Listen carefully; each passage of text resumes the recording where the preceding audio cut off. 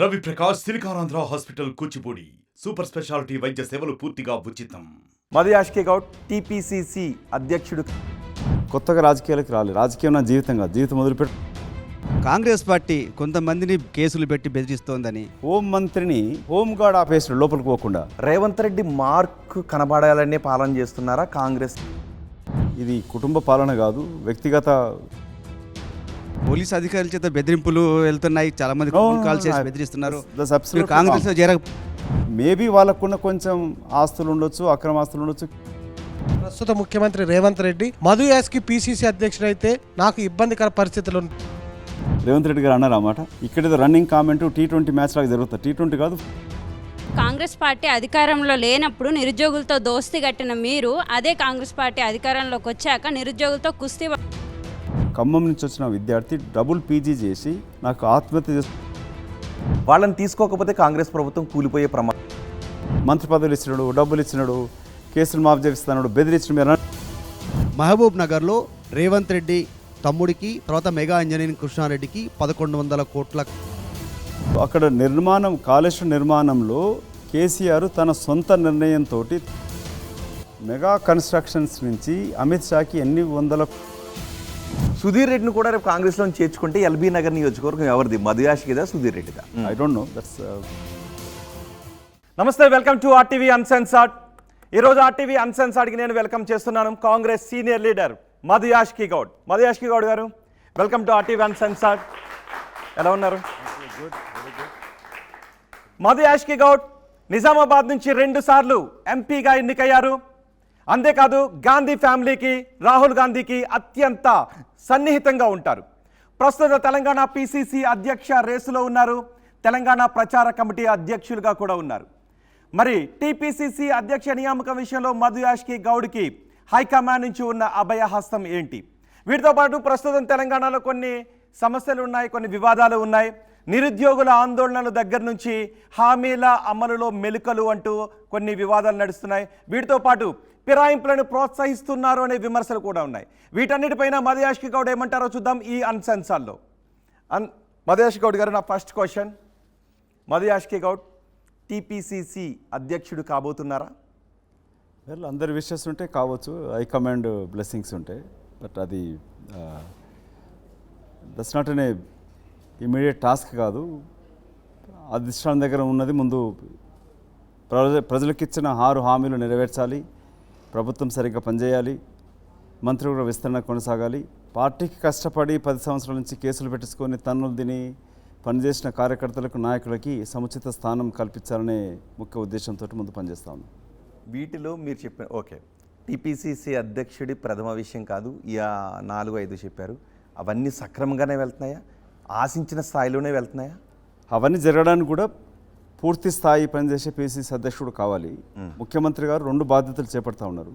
ఎన్నికలు అయిపోయినాయి. ఎన్నికలు అయిపోయాక అడ్మినిస్ట్రేషన్ పైన కాన్సన్ట్రేషన్ చేయాలి. కాబట్టి పూర్తి సమయం ప్రభుత్వం మీద ఉన్నప్పుడు పార్టీ కొరకు సమయం తక్కువ అవుతుంది. ఆ దిశలోనే పార్టీ అధినాయకత్వాన్ని వారు కోరింది. త్వరలో కొత్త పీసీసీ అధ్యక్షుడు నియమించమని చెప్పి వారు అడగడం జరిగింది. అందుకే నా ఫస్ట్ క్వశ్చన్ పీసీసీ అధ్యక్షుడు స్టార్ట్ చేశాను. సో రేవంత్ రెడ్డి ఈ 2 పదవుల కారణంగా ఏది వెనకబడుతోంది? ఇప్పుడు మీరు అన్నారుగా, పీసీసీ అధ్యక్షుడి దగ్గర 2 పదవులు ఉన్నాయి, రేవంత్ రెడ్డి ఉండటం మూలంగా వీటి విషయంలో కొంత ఇంకా స్పీడప్ కావాల్సిన అవసరం ఉంది అని. సో రేవంత్ రెడ్డి 2 పదవులు ఆయన దగ్గర ఉండటం వల్ల ఏ విషయంలో కొంత వెనుకబడి? ముఖ్యమంత్రి పీసీసీ అధ్యక్షుడుగా సక్సెస్ఫుల్గా పార్టీని నాయకత్వం వహించి రాష్ట్రంలో రథసారథి అయ్యి అసెంబ్లీ ఎన్నికల గెలుపుకు విజయానికి రాహుల్ గాంధీ గారి నాయకత్వాన, సోనియా గాంధీ గారి ఆశీస్సులతోటి కరిగారు నియమించడంతో ముఖ్యమంత్రి కూడా అయినాడు. పార్లమెంట్ ఎన్నికలు కూడా ఒక చరిత్రాత్మకంగా రిజల్ట్ తీసుకురావాలనే ఉద్దేశంతో కోరిండు, అధిష్టానం కంటిన్యూ చేసినది. ఇప్పుడు వారి పూర్తి మొదటి ప్రాధాన్యత ప్రభుత్వం పైన.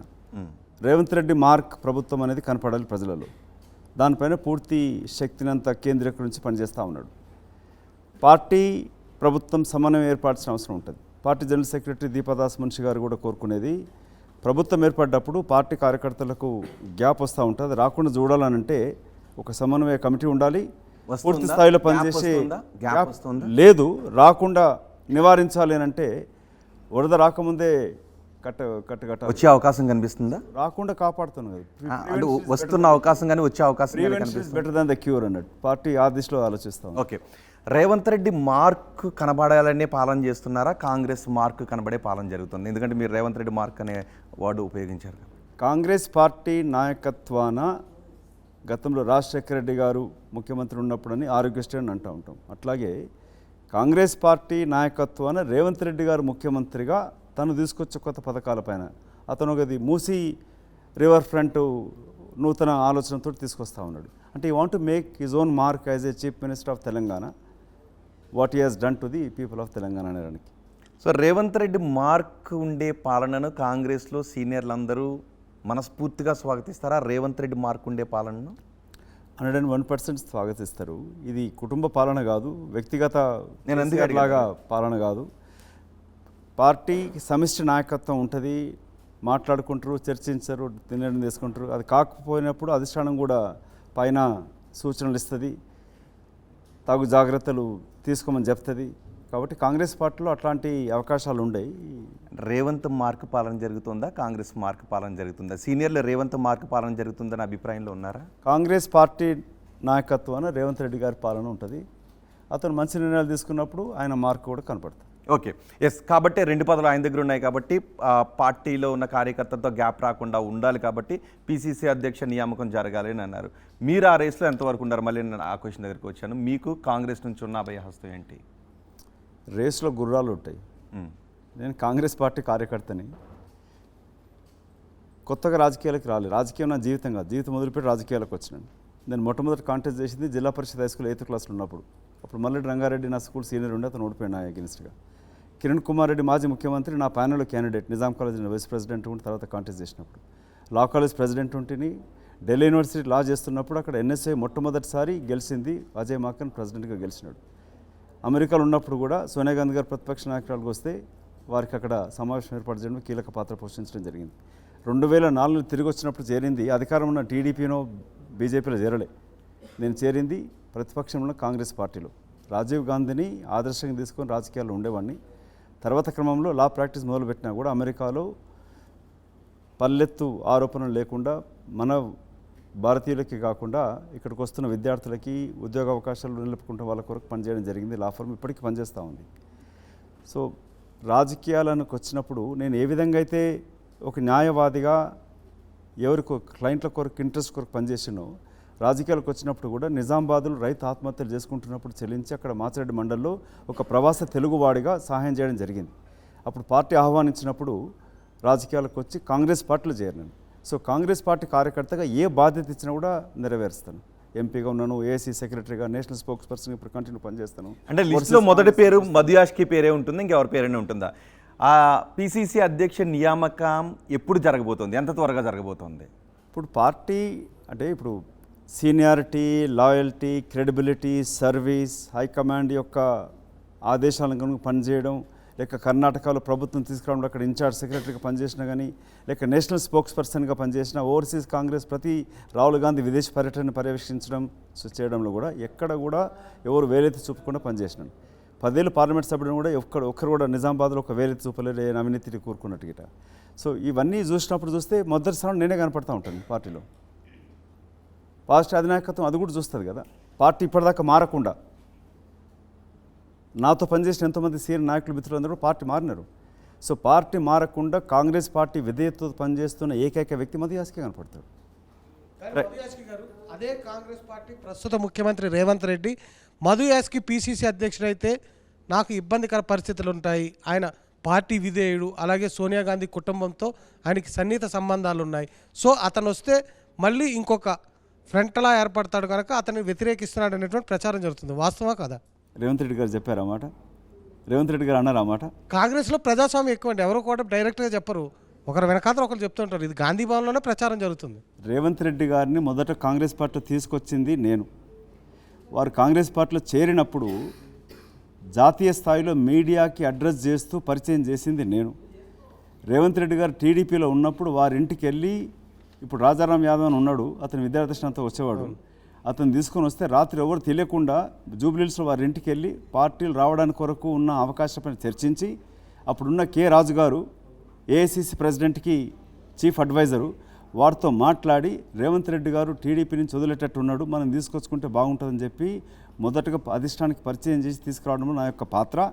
రెండవది, రేవంత్ రెడ్డి గారికి నాకున్న మిత్రత్వం. తెలంగాణ కొరకు పనిచేస్తున్నప్పుడు అతను టీఆర్ఎస్ ఉన్నప్పుడు కూడా కవిత వాళ్ళు వచ్చి నాతో మాట్లాడేవాళ్ళు, సోనియా గాంధీ గారు ఏమంటారు తెలంగాణ అంశం ఏ విధంగా ఉందని మాట్లాడేటోడు. సో రేవంత్ రెడ్డి గారితో ఉన్న మిత్రత్వమే కాకుండా ఇద్దరం ఒకే సమయంలో పిసిసి అధ్యక్షుడిగా, నేను క్యాంపెయిన్ కమిటీ చైర్గా నియమింపబడ్డాం.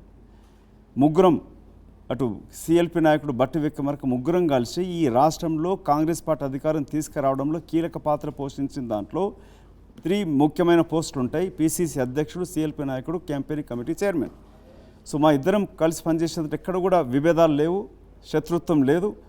ఒక ఐక్యంగా పనిచేసి తీసుకురావడానికి కృషి చేసినాం రాహుల్ గాంధీ యొక్క డైరెక్షన్. ఇప్పుడు రేవంత్ భయం కూడా అదేనంట కదా, మీరు కానీ వస్తే మళ్ళీ ఇంకో పవర్ సెంటర్ అవుతారు, రేవంత్కి వ్యతిరేకంగా మధు యాస్కి దగ్గరికి చేరుతారు సీనియర్లు అందరూ అనేటువంటి భయం ఆయనలో ఉందంటున్నారు. అబ్సల్యూట్లీ లేదు.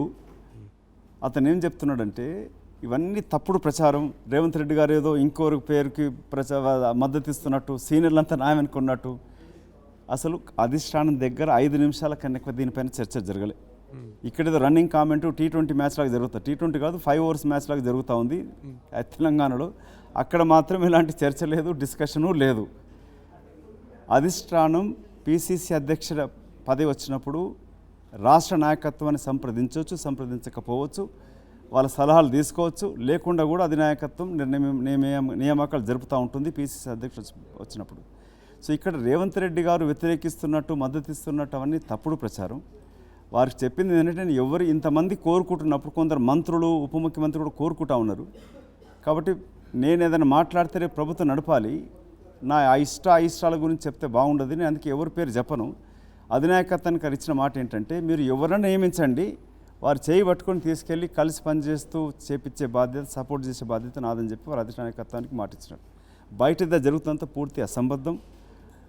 మధు యాస్కి వ్యక్తి కాంగ్రెస్ పార్టీ కార్యకర్త, అధిష్టానానికి నమ్మకమైన బంటు.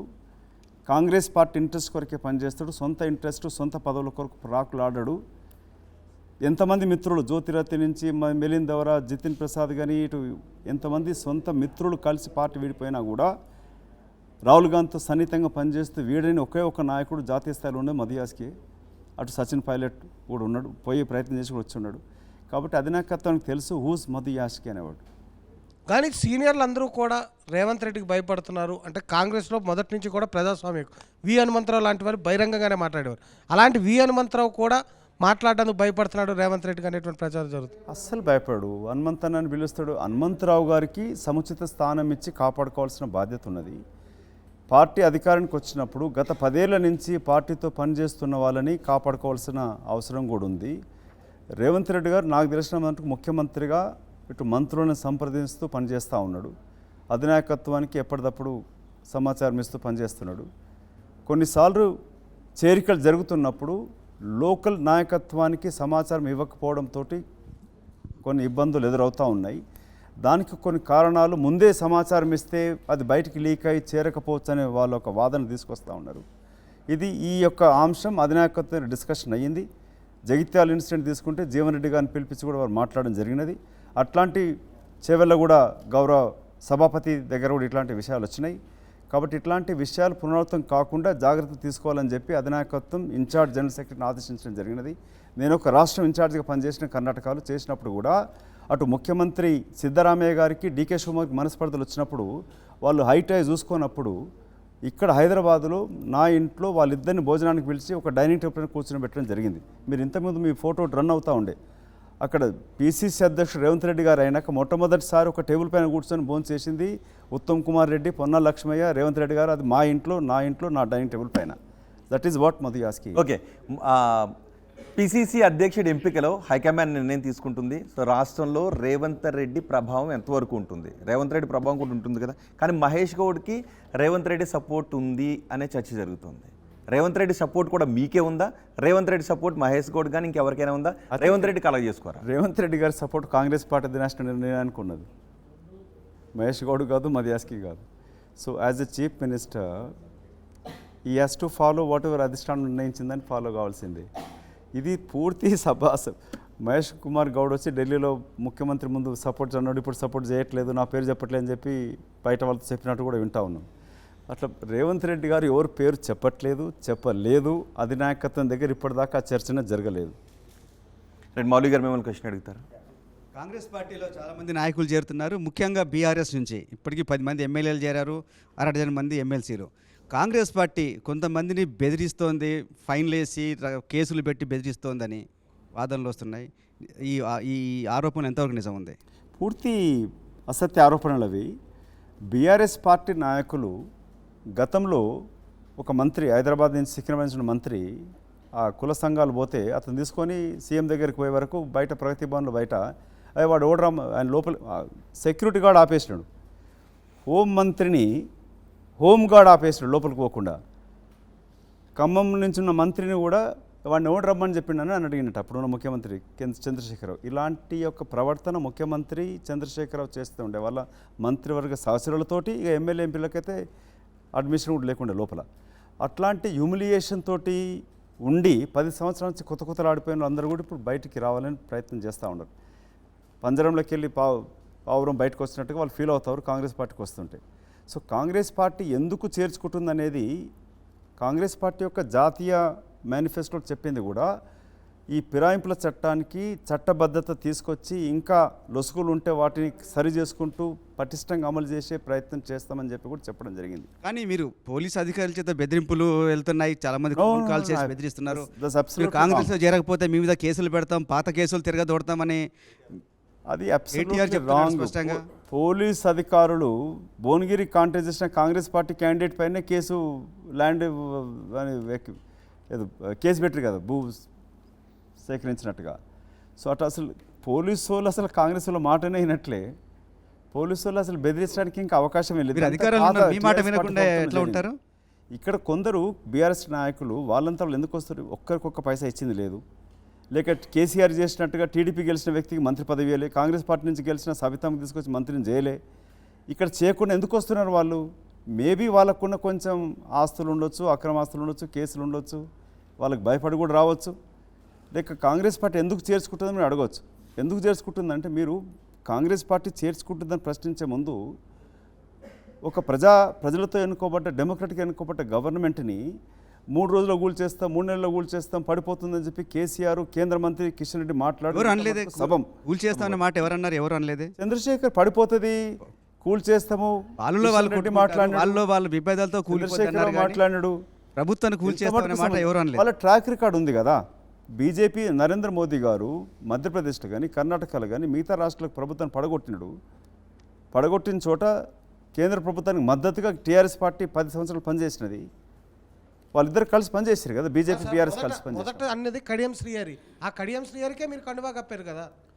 కడియం శ్రీహరి వచ్చిండు కదా, మాతో చేరినప్పుడు కప్పిను. ఎందుకు కప్పాల్సి వచ్చింది? ఇప్పుడు నేను ఒక లాయర్గా చెప్తాను, సెల్ఫ్ డిఫెన్స్ అని ఉంటుంది మన భారత శిక్షా చట్టంలో. If you think that your life is in danger, Prasad వచ్చిన చంపుతాడు అనుకుంటే నేను చంపేయచ్చు. సో అంటే డేంజర్లో ఉన్న కాంగ్రెస్ మధేష్ గారు అంటే డేంజర్లో ఉందని ఒప్పుకుంటున్నారు. ప్రభుత్వాన్ని కూలగొట్టేస్తాం, పడగొడతాం అని చెప్తారు. ఒకవేళ బీఆర్ఎస్ కూర్చోలేం కదా. మధేష్ గారు ఈ పాయింట్కి మీరు సమాధానం చెప్పండి. వాళ్ళు కూల్ చేస్తామన్నారు కాబట్టి మేము వాళ్ళు లాగేసుకుంటున్నాం అన్నారు. మీ వాళ్ళు వస్తూ ఉంటారు. వాళ్ళని తీసుకోకపోతే కాంగ్రెస్ ప్రభుత్వం కూలిపోయే ప్రమాదంలో ఉంటుందా? దాన్ని అంగీకరిస్తున్నారా? బీజేపీ పార్టీ ఉంటుంది. ఎందుకనంటే బీజేపీ పార్టీ కర్ణాటకలో 35-50 కోట్లు ఇచ్చేసి కాంగ్రెస్ ఎమ్మెల్యేలను చేర్చుకొని ప్రభుత్వాన్ని పడగొట్టింది. మధ్యప్రదేశ్ అదే చేసింది. నిన్నగాక మొన్న బీజేపీ ప్రభుత్వం మధ్యప్రదేశ్లో ఉండంగా కాంగ్రెస్ పార్టీ నుంచి గెలిచిన ఎమ్మెల్యేని మంత్రి పదవి ఇచ్చింది. అంటే బీఆర్ఎస్ నుంచి ఎమ్మెల్యేలను తీసుకోకపోతే రాజకీయ కూలిపోయే అవకాశం ఉంది. రైట్, కూలిపోయే అవకాశం అనట్లే. ఇప్పుడు వరద రాకముందే గోడ కట్టుకోవాలి కదా, వరదొచ్చినాక నువ్వు కొట్టుకుపోయినాక ఇంకేమో భయం ఉంది. సో ఇప్పుడు అవకాశం ఉందనే భయం ఉంది. రైట్, సంఖ్య పెంచుకుంటే బీజేపీ ఇట్లాంటి కుతంత్రాలు చేసింది కాబట్టి బీజేపీ మీద భయమా, బీఆర్ఎస్ మీద భయమా? ఇప్పుడు గోల్కొండ కోట ఎప్పుడు కట్టిర్రు? మొగలు వచ్చి ఔరంగజేబు వచ్చి అటాక్ చేసేసినాక కట్టలే, చేయకముందే కట్టుకున్నారు. అందుకే కాంగ్రెస్ పార్టీ ఒక కోట గెలిచిన కాంగ్రెస్ ఎమ్మెల్యేల మీద భయం అయితే ఉంది. మాకున్న సంఖ్యను పెంచుకుంటే గెలిచిన కాంగ్రెస్ బీజేపీ పార్టీ రేపు నరేంద్ర మోదీ గారు కేసీఆర్ కలిసి రేవంత్ రెడ్డి గారు కాంగ్రెస్ పార్టీ ప్రభుత్వం పడగొట్టే ప్రయత్నం చేసిన కాంగ్రెస్ నుంచి గెలిచిన ఒక 64 మంది ఎమ్మెల్యేల్లో కొంతమంది మీద భయం అయితే ఉంది. బీఆర్ఎస్ నుంచి తీసుకోకపోతే మన వాళ్ళు నాకు భయం లేదు. బీఆర్ఎస్ పార్టీ నాయకుడు చంద్రశేఖరరావు గుంటనక్కలాగా కాచుకొని ఉన్నాడు ఫామ్ హౌస్లో. ఎప్పుడొచ్చి ఎట్లొచ్చి అటాక్ చేసి చేద్దామని గతంలో చేసినాడు కదా. మంత్రి పదవులు ఇచ్చినాడు, డబ్బులు ఇచ్చినాడు, కేసులు మాఫ్ చేపిస్తున్నాడు, బెదిరించిన మీరు అంటే పోలీసు వాళ్ళని మీ ఎమ్మెల్యే బీఆర్ఎస్ బీజేపీ చేసింది. ఈడీ సిబిఐ అంటే గతంలో, ఇప్పుడు సిబిఐ అంటే ఎలక్షన్ కమిషన్ అంటే ఈడీ, సిబిఐ, ఇన్కమ్ ట్యాక్స్. ఈ బెదిరింపులకు రాజకీయం చేసింది బీజేపీ, కేసీఆర్ కానీ కాంగ్రెస్ పార్టీ కాదు, చెయ్యదు కూడా. మధేష్ గౌడ్ గారు మీరు పటాన్చేరు ఎమ్మెల్యే గూడెం మహిపాల్ రెడ్డి మీద పోలీసు రైడ్స్ చేయించి వాళ్ళకు దాదాపు 300 కోట్ల ఫైన్ వేసి బెదిరించి మీ పార్టీలో చేర్చుకోలేదా? 300 కోట్ల ఫైన్ ఈడీ చేసింది కదా, బీజేపీ పార్టీ చేసింది. అది మీ వైపు గవర్నమెంట్ పోలీసులు కూడా దాడి చేశారు వాళ్ళ క్రషర్స్ మీద. పోలీసు వాళ్ళు అధికారులు చెప్తేనో లేక ముఖ్యమంత్రి, మంత్రులు ఇలా కాంగ్రెస్ నాయకులు చెప్తే చేయరు. పోలీస్ అనేవాడు ఇన్ఫర్మేషన్ ఎక్కడన్నా నేరం జరుగుతుంది, జరిగిందని ఇన్ఫర్మేషన్ వచ్చినప్పుడు యాక్షన్ తీసుకోవాల్సిన బాధ్యత పోలీస్ అధికారి పైన ఉంటుంది. వాళ్ళ క్రషర్స్ మీద దాడి చేసి వాటిని సీజ్ చేసి బెదిరించి 2 రోజుల్లో ఆయన మీ పార్టీలో చేర్చుకున్నమాట నిజం కాదు. 2 నెలలు నడుస్తుంది కేసు, ఎట్లా నడుస్తుంది కదా. ఇప్పుడు జగన్మోహన్ రెడ్డి ముఖ్యమంత్రి ఉన్నా లేకపోయినా కేసు నడుస్తూ ఉంది కదా. అంటే మహిపాల్ రెడ్డి చేసిన అవినీతి పైన కేసు కొనసాగుతుంది.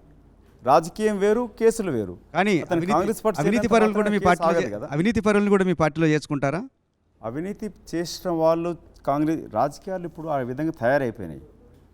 సో రాజకీయాలు ఎట్లా బరస్టు పట్టి ఉందనంటే అవి రాజకీయాలు ఇవాళ బెస్ట్ ప్రాఫిటబుల్ బిజినెస్ అయిపోయింది.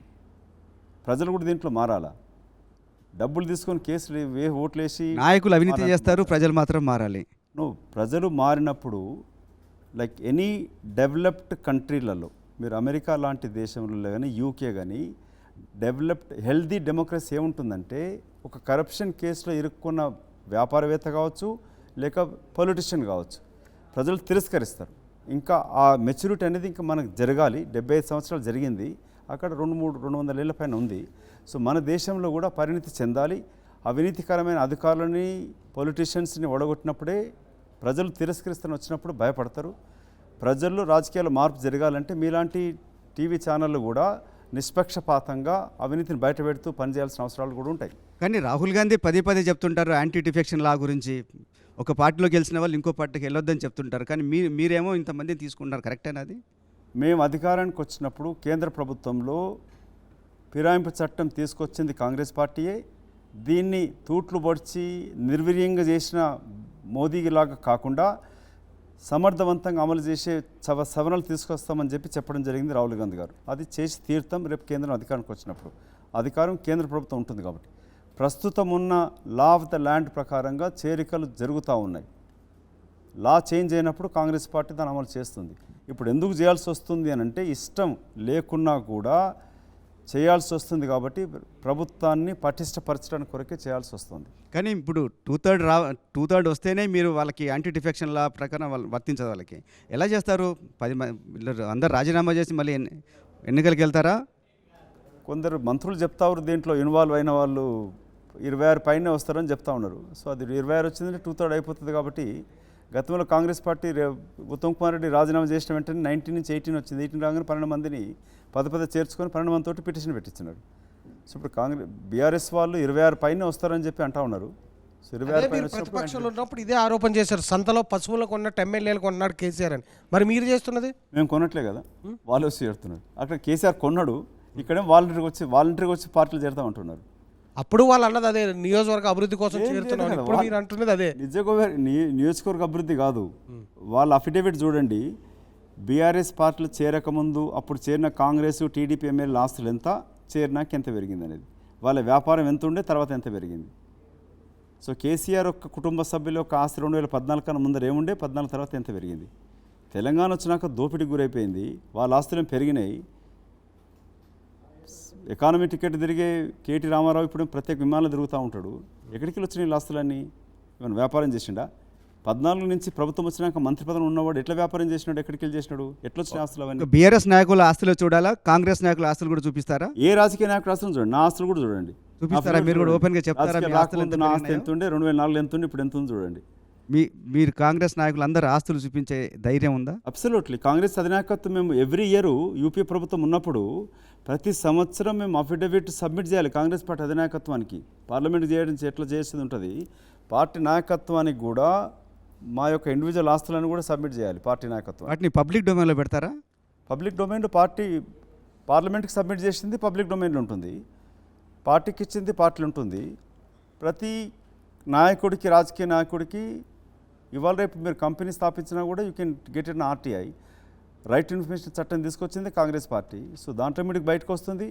సో పార్టీకి ఇచ్చింది పార్టీ దగ్గర ఉన్నా కూడా మీకు బయట కనపడతా ఉంటుంది కదా, అక్రమాస్తులు బెనామాస్తులు ఎంత ఉన్నాయి, లేక నిజంగా. సార్, మీరు ఎన్నికల ప్రచారంలో ప్రధానంగా చెప్పిన మాట ఏంది? కేసీఆర్ తిన్న ప్రతి రూపాయిని కక్కిస్తా ఉన్నారు. ఇప్పటికి ఒక్క రూపాయినా కక్కించారా? ఇప్పుడు కమిషన్ జ్యుడిషియల్ కమిషన్స్ ఇప్పుడు మర్డర్ చేసి అంటే టెర్రరిస్టులకు కూడా, లేక అక్టోబర్ 11 జరిగిన 26/11 తర్వాత జరిగిన దాన్ని కూడా కసబ్కి కూడా విచారణ చేసి శిక్ష చేయాల్సి వచ్చింది. సో కేసీఆర్కి కూడా విచారణ చేయకుండా ఇస్తే కక్ష సాధింపు చర్య, రేవంత్ రెడ్డి కక్ష పెట్టుకొని చేస్తున్నా అంటారు. సో విచారణ జరగాలి కదా, చట్టం కూడా చూస్తుంది కదా, న్యాయస్థానాలు చూస్తాయి, ఎవిడెన్స్ చూస్తుంది. ఎందుకు కళ్ళగంతలు కట్టి ఉంటుంది? సో మీ ఎవిడెన్స్ లేనిది ఏ శిక్ష వేయలేం కదా. సో కేసీఆర్ చేసిన నేరాన్ని, కుటుంబ సభ్యులని, అక్రమాస్తులను బయటకు తీసుకురావాల్సిన అవసరం ఉన్నది. దాని కొరకు ఇప్పుడు జ్యుడిషియల్ కమిషన్ వేసిన జరిగింది, ఘోష్ కమిటీ ఉంది. నిన్న ఇది ఎలక్ట్రిసిటీ దానిపైన వేసిన కమిటీ పైన జ్యుడిషియల్ కమిటీ కూడా జడ్జిని మార్చమని చెప్పారు. విచారణ కొనసాగుతుంది, విచారణ కూడా ఎక్కడ ఆగిందో అక్కడి నుంచే కొనసాగుతుందని చెప్పినారు. కేసీఆర్కి ఏం రిలీఫ్ ఇవ్వలే గౌరవ సుప్రీంకోర్టు. మధుయాష్కి గారు, కాంగ్రెస్ పార్టీలో రూల్ అందరికీ ఒకటేలా ఉంటుందా? ఢిల్లీ నుంచి గల్లీ వరకు ఒకటేలా ఉంటుందా? డిఫరెంట్గా ఉంటుందా? ఉండాలనే కోరుకుంటున్నాం. ఇప్పటివరకు అంటే ఇంకా నమ్ముతున్నారా? ఉంటుందనే కోరుకుంటున్నారా మీరు? రూల్ ఆఫ్ లా దేశంలో కూడా అమలు కావాలి, పార్టీ వరకే. నేను చెప్పేది పార్టీ వరకే. కొన్ని లైక్స్ స్పెషల్ కన్సిడరేషన్స్ ఉంటాయి కదా. ఎందుకు అంటే వ్యక్తులకు స్పెషల్ కేటగిరీ ఎందుకు? పార్టీ నుంచి మొదటి నుంచి కార్యకర్తకి ఎందుకు ఉండదు? ఇవన్నీ జరుగుతూ ఉంటాయి, కాంగ్రెస్ కూడా కొన్ని జరుగుతూ ఉంటాయి. న్యాయం చేకూర్చే చేయాల్సిన అవసరం వచ్చినప్పుడల్లా కూడా అధినాయకత్వం నిర్ణయం. అందుకే మీరు కొందరు అంటూ ఉంటారు కదా, కాంగ్రెస్ పార్టీలో ఏంటంటే మల్టీ ఛానల్స్ ఉంటాయి. ఒకవేళ అన్యాయం జరిగింది అనుకుంటే ఏదో ఛానల్ తోటి అధినాయకత్వం దగ్గరికి వెళ్ళొచ్చు. సోనియా గాంధీ గారిని కలవచ్చు, రాహుల్ గాంధీ గారిని కలవచ్చు, ఖర్గే గారిని కలవచ్చు.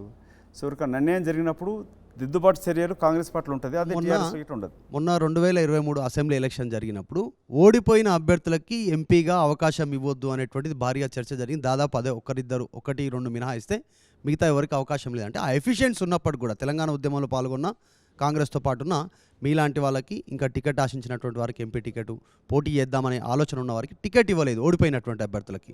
అదే 2018 అసెంబ్లీ ఎలక్షన్లో ఓడిపోయిన వారికి మళ్ళీ ఎంపీ అభ్యర్థి ఇచ్చారు, ఎంపీగా గెలిపించారు. అప్పుడు కోమటిరెడ్డి వెంకరెడ్డి కావచ్చు, ఇప్పుడు ముఖ్యమంత్రిగా ఉన్నటువంటి రేవంత్ రెడ్డి కావచ్చు, వాళ్ళు కూడా ఎమ్మెల్యేగా ఓడిపోయారు అప్పుడు, కానీ ఎంపీగా పోటీ చేశారు. మధుయాష్కి కూడా ఎల్బీనగర్ నుంచి ఓడిపోయారు, కానీ ఎంపీ అభ్యర్థిగా పోటీ చేయలేదు. మీకు ఇష్టం ఉందా లేదా పక్కన పెడితే, మీలాంటి వాళ్ళు చాలామంది పోటీ చేద్దాం అనుకున్న టికెట్ ఇవ్వలేదు. రీజన్ ఏంది? నేను పోటీ చేయనని చెప్పినాను, పార్లమెంట్కి చేయనని చెప్పి మొదటిసారి అసెంబ్లీ టికెట్ అడగడం జరిగింది ఒకటి. సో గతసారి కూడా అంటే కొన్నిసార్లు అసెంబ్లీకి ఓడిపోయినా పార్లమెంట్కి ఎందుకు ఇవ్వాలనుకున్నప్పుడు వచ్చినప్పుడు గెలిపోవటంల పైన ఈ సునీల్ కనుగోలు ఇప్పుడు అడ్వైజర్గా ఉన్నాడు, అతని ఇచ్చే రిపోర్ట్ బేసిస్ పైన కూడా టికెట్ వస్తూ ఉన్నారు. అక్కడున్న ఆర్థిక స్థితిగతులు, గెలుపు ఓటముల అవకాశాలను బట్టి కూడా టికెట్లు ఇవ్వడం జరుగుతూ ఉంది.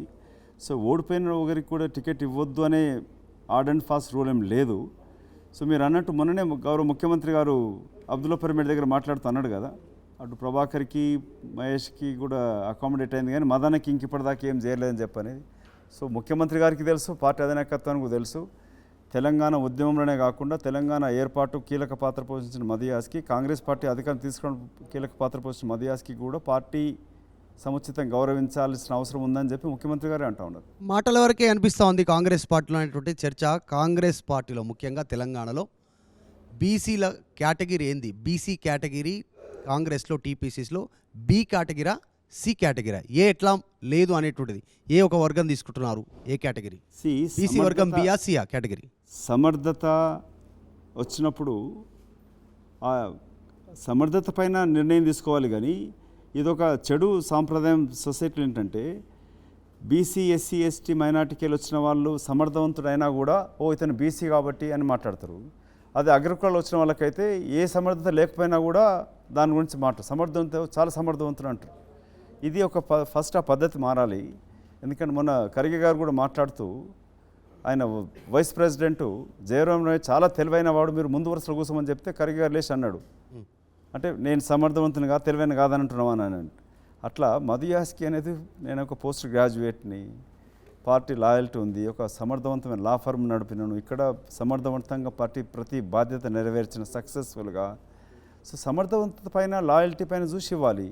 బీసీ అనేందుకు, అది బీసీ అనేది అడిషనల్ అడ్వాంటేజ్ బీసీ వర్గం చెందిన వ్యక్తికి కూడా. సో రాహుల్ గాంధీ గారు కోరుకునేది ఏంటంటే, నేను 38 ఆర్గనైజేషన్స్తో వచ్చి వారు రాహుల్ గాంధీతో మీటింగ్ ఏర్పాటు చేయడం జరిగింది. జస్టిస్ ఈశ్వరయ్య గారు వచ్చినప్పుడు దేశంలో కులగణన జరగాలి, జనగణన జరగాలి, దాంట్లో ఎవరు ఏ వర్గం వాళ్ళు ఎంత ఉన్నారో ఈ దేశ సంపదని సమానంగా పంచాలి, అగ్రకుల నిరుపేదలకు కూడా అవకాశాలు ఇవ్వాలనేది రాహుల్ గాంధీ గారి యొక్క అభిప్రాయం. అందుకే అతను పదే పదే జనగణన జరగాలి, అప్పుడు సమాజాన్ని ఒక ఎక్స్రేలాగా తీసి ఎవరికి ఎంత ఇవ్వాలనేది ఉంది. కాంగ్రెస్ పార్టీ కూడా ఇక్కడ కూడా గతంలో ఇటు బీసీ రెడ్డి, అటు ముఖ్యమంత్రి ఉన్నప్పుడు బీసీ పీసీసీ ఉన్నప్పుడు సమర్థంతో పనిచేసి అధికారానికి రావడం జరిగింది. ఇటు దళిత వర్గాలను కూడా తీసుకురావాల్సి వస్తుంది, ట్రైబల్ వర్గాలను కూడా చేర్చుకోవాల్సిన అవసరం ఉంది. మైనార్టీస్ వర్గాలు especially Christian, Sikh, Muslim minorities అంతా కూడా మొన్నటి ఎన్నికలలో భారత్ జోడో యాత్ర తర్వాత యావత్తు దేశమంతా కూడా రాహుల్ గాంధీ గారిని ప్రధానమంత్రిగా గుర్తిస్తూ ఉన్నారు, అతని నాయకత్వాన్ని విశ్వసిస్తూ ఉన్నారు. ఎస్, ఈ could be our next prime minister అనేది భావిస్తూ ఉన్నారు. సో మన దగ్గర కూడా ఏంటంటే మీరు అడిగిన ప్రశ్నకి బీసీ వర్గాలకు కూడా సముచిత స్థానం కల్పించాల్సిన అవసరం ఉంది. మీరు ఒప్పుకుంటున్నారా? అంటే ఇప్పటికైనా హానెస్ట్గా చెప్పండి, మీరు కాంగ్రెస్ సీనియర్ కార్యకర్తగా, నాయకుడిగా తెలంగాణ ఉద్యమంలో ఉన్నారు, అన్ని రకాలుగా ఏఐసీసీ అధిష్టానానికి క్లోజ్ ఉన్నారు. ఇప్పటికైనా హానెస్ట్గా చెప్పండి, తెలంగాణలో అధికారంలోకి వచ్చారు, పార్లమెంట్ ఎలక్షన్లు కూడా అయిపోయినాయి, ఇప్పుడు దరిదాపులో ఎలక్షన్స్ లేవు, అంత ప్రభావితం పడేటువంటిది. తెలంగాణ కాంగ్రెస్లో బీసీలకు అన్యాయం జరిగిందా, జరగలేదా? Straight answer. నేను స్ట్రైట్ ఆన్సర్ చెప్తాను. మధు యాస్కి అనేవాడు ఎప్పుడు మాటలు తడుముకోడు. నేను నిన్న ఆనెస్ట్గానే మాట్లాడినా, ఈరోజు కూడా ఆనెస్ట్గానే చెప్తాను, రేపు కూడా ఆనెస్ట్గానే మాట్లాడతాను. కాబట్టి కాంగ్రెస్ పార్టీ తెలంగాణలో బీసీలకు అన్యాయం జరిగిందని నేను ఒప్పుకోను. మధు యాస్కి అనేవాడు చైర్మన్ క్యాంపెయినింగ్ కమిటీగా రేవంత్ రెడ్డి గారు పీసీసీ అయినప్పుడు ఇద్దరిని పిలిపించి మేమిద్దరం పోటీ పడ్డప్పుడు రాహుల్ గాంధీ గారు పిలిచి ఇక్కడున్న నాయకత్వ అభిప్రాయ సేకరణతోటి డెమోక్రటిక్గా నిర్ణయం తీసుకున్నా అని చెప్పినాడు. So you are a my man, you are don't have to worry అని చెప్పి, నేను పార్టీ నాకు ఇచ్చింది సముచితమా కాదని కాకుండా పార్టీ అధికారాన్ని తీసుకురావడంలో చంద్రశేఖరరావు యొక్క ప్రభుత్వం పైన, అవినీతి పైన జీరో కాంప్రమైజ్ లేకుండా పోటీ చేసిన వ్యక్తుల్లో మొట్టమొదట మధు యాస్కి ఉంటాడు ఈ తెలంగాణ రాష్ట్రంలో. తెలంగాణ కాంగ్రెస్లో బీసీల పైన రెడ్డిల ఆధిపత్యం ఉందా లేదా? మీరు స్ట్రైట్గా ఏం చెప్తారు? రెడ్డిల ఆధిపత్యం ఉందా లేదా? ఇప్పుడు రీసెంట్గా జరిగినటువంటి కార్పొరేషన్ కానీ, మంత్రి పదవుల్లో కానీ, ఎమ్మెల్యే టికెట్లలో కానీ, ఎంపీ అభ్యర్థుల్లో కానీ ఎక్కువ వారికి కేటాయిస్తున్నటువంటి జనరల్ సీట్లలో వాళ్ళకే ఇట్లా బీసీలకు అవకాశం ఇవ్వచ్చు కదా అనేటువంటిది. రెడ్డిల ఆధిపత్యం కాంగ్రెస్ పార్టీ అంటే, కాంగ్రెస్ పార్టీలో రెడ్డి సామాజిక వర్గం చాలా ఏళ్ల నుంచి కాంగ్రెస్ పార్టీతో ఉన్నారు. తెలుగుదేశం వచ్చినప్పుడు కమ్మ సామాజిక వర్గం తెలుగుదేశంతో ఉన్నారు. టీఆర్ఎస్ పార్టీ పుట్టిన తర్వాత వెలమ సామాజిక వర్గం టీఆర్ఎస్ పార్టీతో అన్నారు. అంటే ఏ పార్టీ అయినా అగ్రవర్ణ. సహజంగానే రెడ్డి సామాజిక వర్గం కాంగ్రెస్ పార్టీలో ఎక్కువ ఉంటుంది. అత్యధిక స్థానాలు గెలిచింది కూడా కాంగ్రెస్ పార్టీలో రెడ్డి సామాజిక నుంచి గెలిచి ఉన్నారు. ముఖ్యమంత్రి కూడా రెడ్డి సామాజిక వర్గం నుంచి ఉన్నాడు. కాబట్టి బ్యాలెన్సింగ్ యాక్ట్ చేయాల్సిన అవసరం ఉంటుంది. 2018లో గెలవలేదు బీసీ ఎస్సీ వర్గాలకు కూడా, ఎస్టీ వర్గాలకు కూడా, మైనార్టీ వర్గాలకు కూడా సముచిత స్థానం ఇవ్వాలని చెప్పి అధినాయకత్వం వాళ్ళు. బీఆర్ఎస్తో పోల్చుకుంటే కాంగ్రెస్లోనే బీసీలకు పదవులు చాలా తక్కువగా వచ్చాయనే చర్చ జరుగుతుంది. బీఆర్ఎస్ లేక కాంగ్రెస్ అని కాకుండా తెలంగాణ రాష్ట్ర విభజన జరిగినాక బీసీలకే ఎక్కువ అన్యాయం జరిగింది. సమైక్య రాష్ట్రంలో బలహీన వర్గాలకు ఎక్కువ స్థానాలు ఉండేది, ఎక్కువ స్వేచ్ఛ ఉండే. రాష్ట్ర విభజన జరిగినాక నేను అనుకున్నాను, నేను వీరప్ప మొయిలి గారు కలిసి కాంగ్రెస్ అధినాయకత్వానికి ఒక 33 పేజెస్ రిపోర్ట్ తయారు చేయడం జరిగింది. సమైక్య ఆంధ్రప్రదేశ్ రాష్ట్రంలో కొన్ని వర్గాలకే స్వతంత్రం వచ్చినప్పటి నుంచి ప్రాధాన్యత వస్తూ ఉంది. ఆంధ్రప్రదేశ్ రాష్ట్రంలో 83% ఉన్న జనాభాకి రాజకీయాలు కానీ లేక ఎకనామికలీ అభివృద్ధి జరగట్లేదు. రాష్ట్ర విభజన జరిగితే మాల మాదిగ పంచాయతీ కూడా తీరిపోతుంది, లెఫ్ట్ రైట్ అనేది కూడా తీరిపోతుంది. బలైన వర్గాలకు కూడా వాళ్ళకు కూడా రాజ్యాధికారం భాగం వస్తుందని చెప్పి భావించడం. అందుకే కొందరు యూనివర్సిటీ ప్రొఫెసర్స్ మురళీ మనోహర్ కానీ మిగతా అందరూ కూడా సామాజిక తెలంగాణ అని చెప్పి స్టార్ట్ చేసినారు. సామాజిక కంచాయలే గారు, ఎస్పెషల్లీ ప్రొఫెసర్ కంచాయలే గారు, తెలంగాణ గిట విభజన జరిగితే బలైన వర్గాలకు అత్యంత అన్యాయం జరుగుతుందని చెప్పి ముందే గ్రహించి రాసినాడు అతను. మందకృష్ణ మాది కూడా ఆర్టికల్స్ రాయడం జరిగింది. కానీ రాష్ట్ర విభజన జరిగినాక అత్యంత నష్టపోయింది బలహీన వర్గాలే. నేను అనుకున్నది రాష్ట్ర విభజన జరిగినాక సముచిత స్థానం వస్తుంది అనుకున్నా, జరగలే. కాంగ్రెస్లో కూడా మధుయాష్కి గారు, కాంగ్రెస్ పార్టీలో జరుగుతున్నటువంటి కొన్ని చర్యలు, ఇప్పుడు టికెట్ ఆశిస్తున్న వారి సంఖ్య, ఇంతకుముందుకు తండ్రి ఉంటాడు, తర్వాత అన్న, తమ్ముడు, భార్య, కొడుకు, లేకుంటే ఆయన అనుచరుడు, ఇట్లా జరుగుతూ ఉంటుంది. అందరు కాంగ్రెస్ పార్టీలో జనరల్ ఎక్కువగా ఉంటుంది వారసత్వ రాజకీయాలు. అది కాంగ్రెస్ పార్టీలోనే కాదు, అన్ని పార్టీ, బీజేపీలో, బీఆర్ఎస్ అన్ని పార్టీలు జరుగుతూ ఉన్నాయి. ఎస్, ఎగ్జాక్ట్లీ, అందరికి బాగానే ఉంది. మధుయాష్కి సైడ్ నుంచి, మధుయాష్కి కొడుకు, కూతురు, భార్య, లేకుంటే తమ్ముడు, అనుచరుడు, ఇట్లా ఎవరు కనపడలేదు. అంటే మీ కుటుంబం నుంచి మీకు ఇష్టం లేదా? రారు కూడా, రారు కూడా. ఏం చెప్తారు దాని గురించి? నా ప్రమాణ స్వీకారాన్ని కూడా రాలేదు. సో రాజకీయాలలో నా కుటుంబ సభ్యులు ఎవరు లేరు, రారు కూడా. సో నాతో పనిచేసిన కాంగ్రెస్ పార్టీ కార్యకర్తలకి నా తర్వాత వారికి స్థానం ఉంటుంది, వారికి అవకాశాలు ఉంటాయి. సో ఈ కుటుంబ రాజకీయాలు అనేది నాట్ జస్ట్ పాలిటిక్స్లోనే కాకుండా మీరు బిజినెస్లో కానీ, ఇటు రైల్వేని తీసుకుంటే ఆ కుటుంబ సభ్యులు వాళ్ళు డైరెక్టర్స్గా కంపెనీ కార్పొరేట్ డైరెక్టర్గా ఎదుగుతూ ఉంటారు. అట్లాగే ప్రొఫెషనల్లో కూడా ఇట్లాగే ఉంటుంది.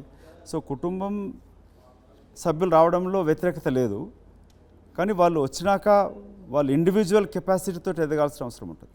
Just because by default. అందుకే రాహుల్ గాంధీ గారిని ఒకటి గమనిస్తే 2012లోనే అప్పుడున్న ప్రధానమంత్రి మన్మోహన్ సింగ్ గారు రాహుల్ గాంధీ గారిని ప్రధానమంత్రి కావని చెప్పి అడిగినాడు, లేక కేంద్ర మంత్రి పదవి తీసుకోమని చెప్పి బతిమలాతే కూడా తీసుకోలే. సో రాహుల్ గాంధీ గారు always wanted to earn by himself. అందుకే అతను ఏ పదవి కూడా తీసుకోకుండా యూపీఏ ప్రభుత్వం ఉన్నప్పుడు మన భారత్ జోడో యాత్ర తర్వాత తన యొక్క కృషితోనే వాళ్ళ దేశంలో 100 సీట్లు వచ్చిందంటే కేవలం రాహుల్ గాంధీ కృషి. తెలంగాణలో కర్ణాటకలో కాంగ్రెస్ ప్రభుత్వం వచ్చిందనంటే కూడా అది రాహుల్ గాంధీ గారి యొక్క భారత్ జోడో యాత్ర చాలా కీలకంగా పనిచేసినది. ఓకే, రాహుల్ గాంధీతో రాహుల్ గాంధీతో క్లోజ్ ఉన్నటువంటి పేరులో మధుయాష్కి పేరు ఎక్కువగా వినిపిస్తుంటుంది. రాహుల్ గాంధీ కోర్ టీము రాహుల్ గాంధీకి చాలా క్లోజు. ఎట్లా క్లోజ్నెస్, ఎట్లా మీకు ఎట్లా పరిచయము, అంత క్లోజ్ ఎట్లా, ఏం చెప్తారు ఆయన క్లోజ్నెస్ గురించి? ఆయనతో ఉన్నాడు. It's my own hard work and loyalty. పరిచయం ఎప్పుడైంది?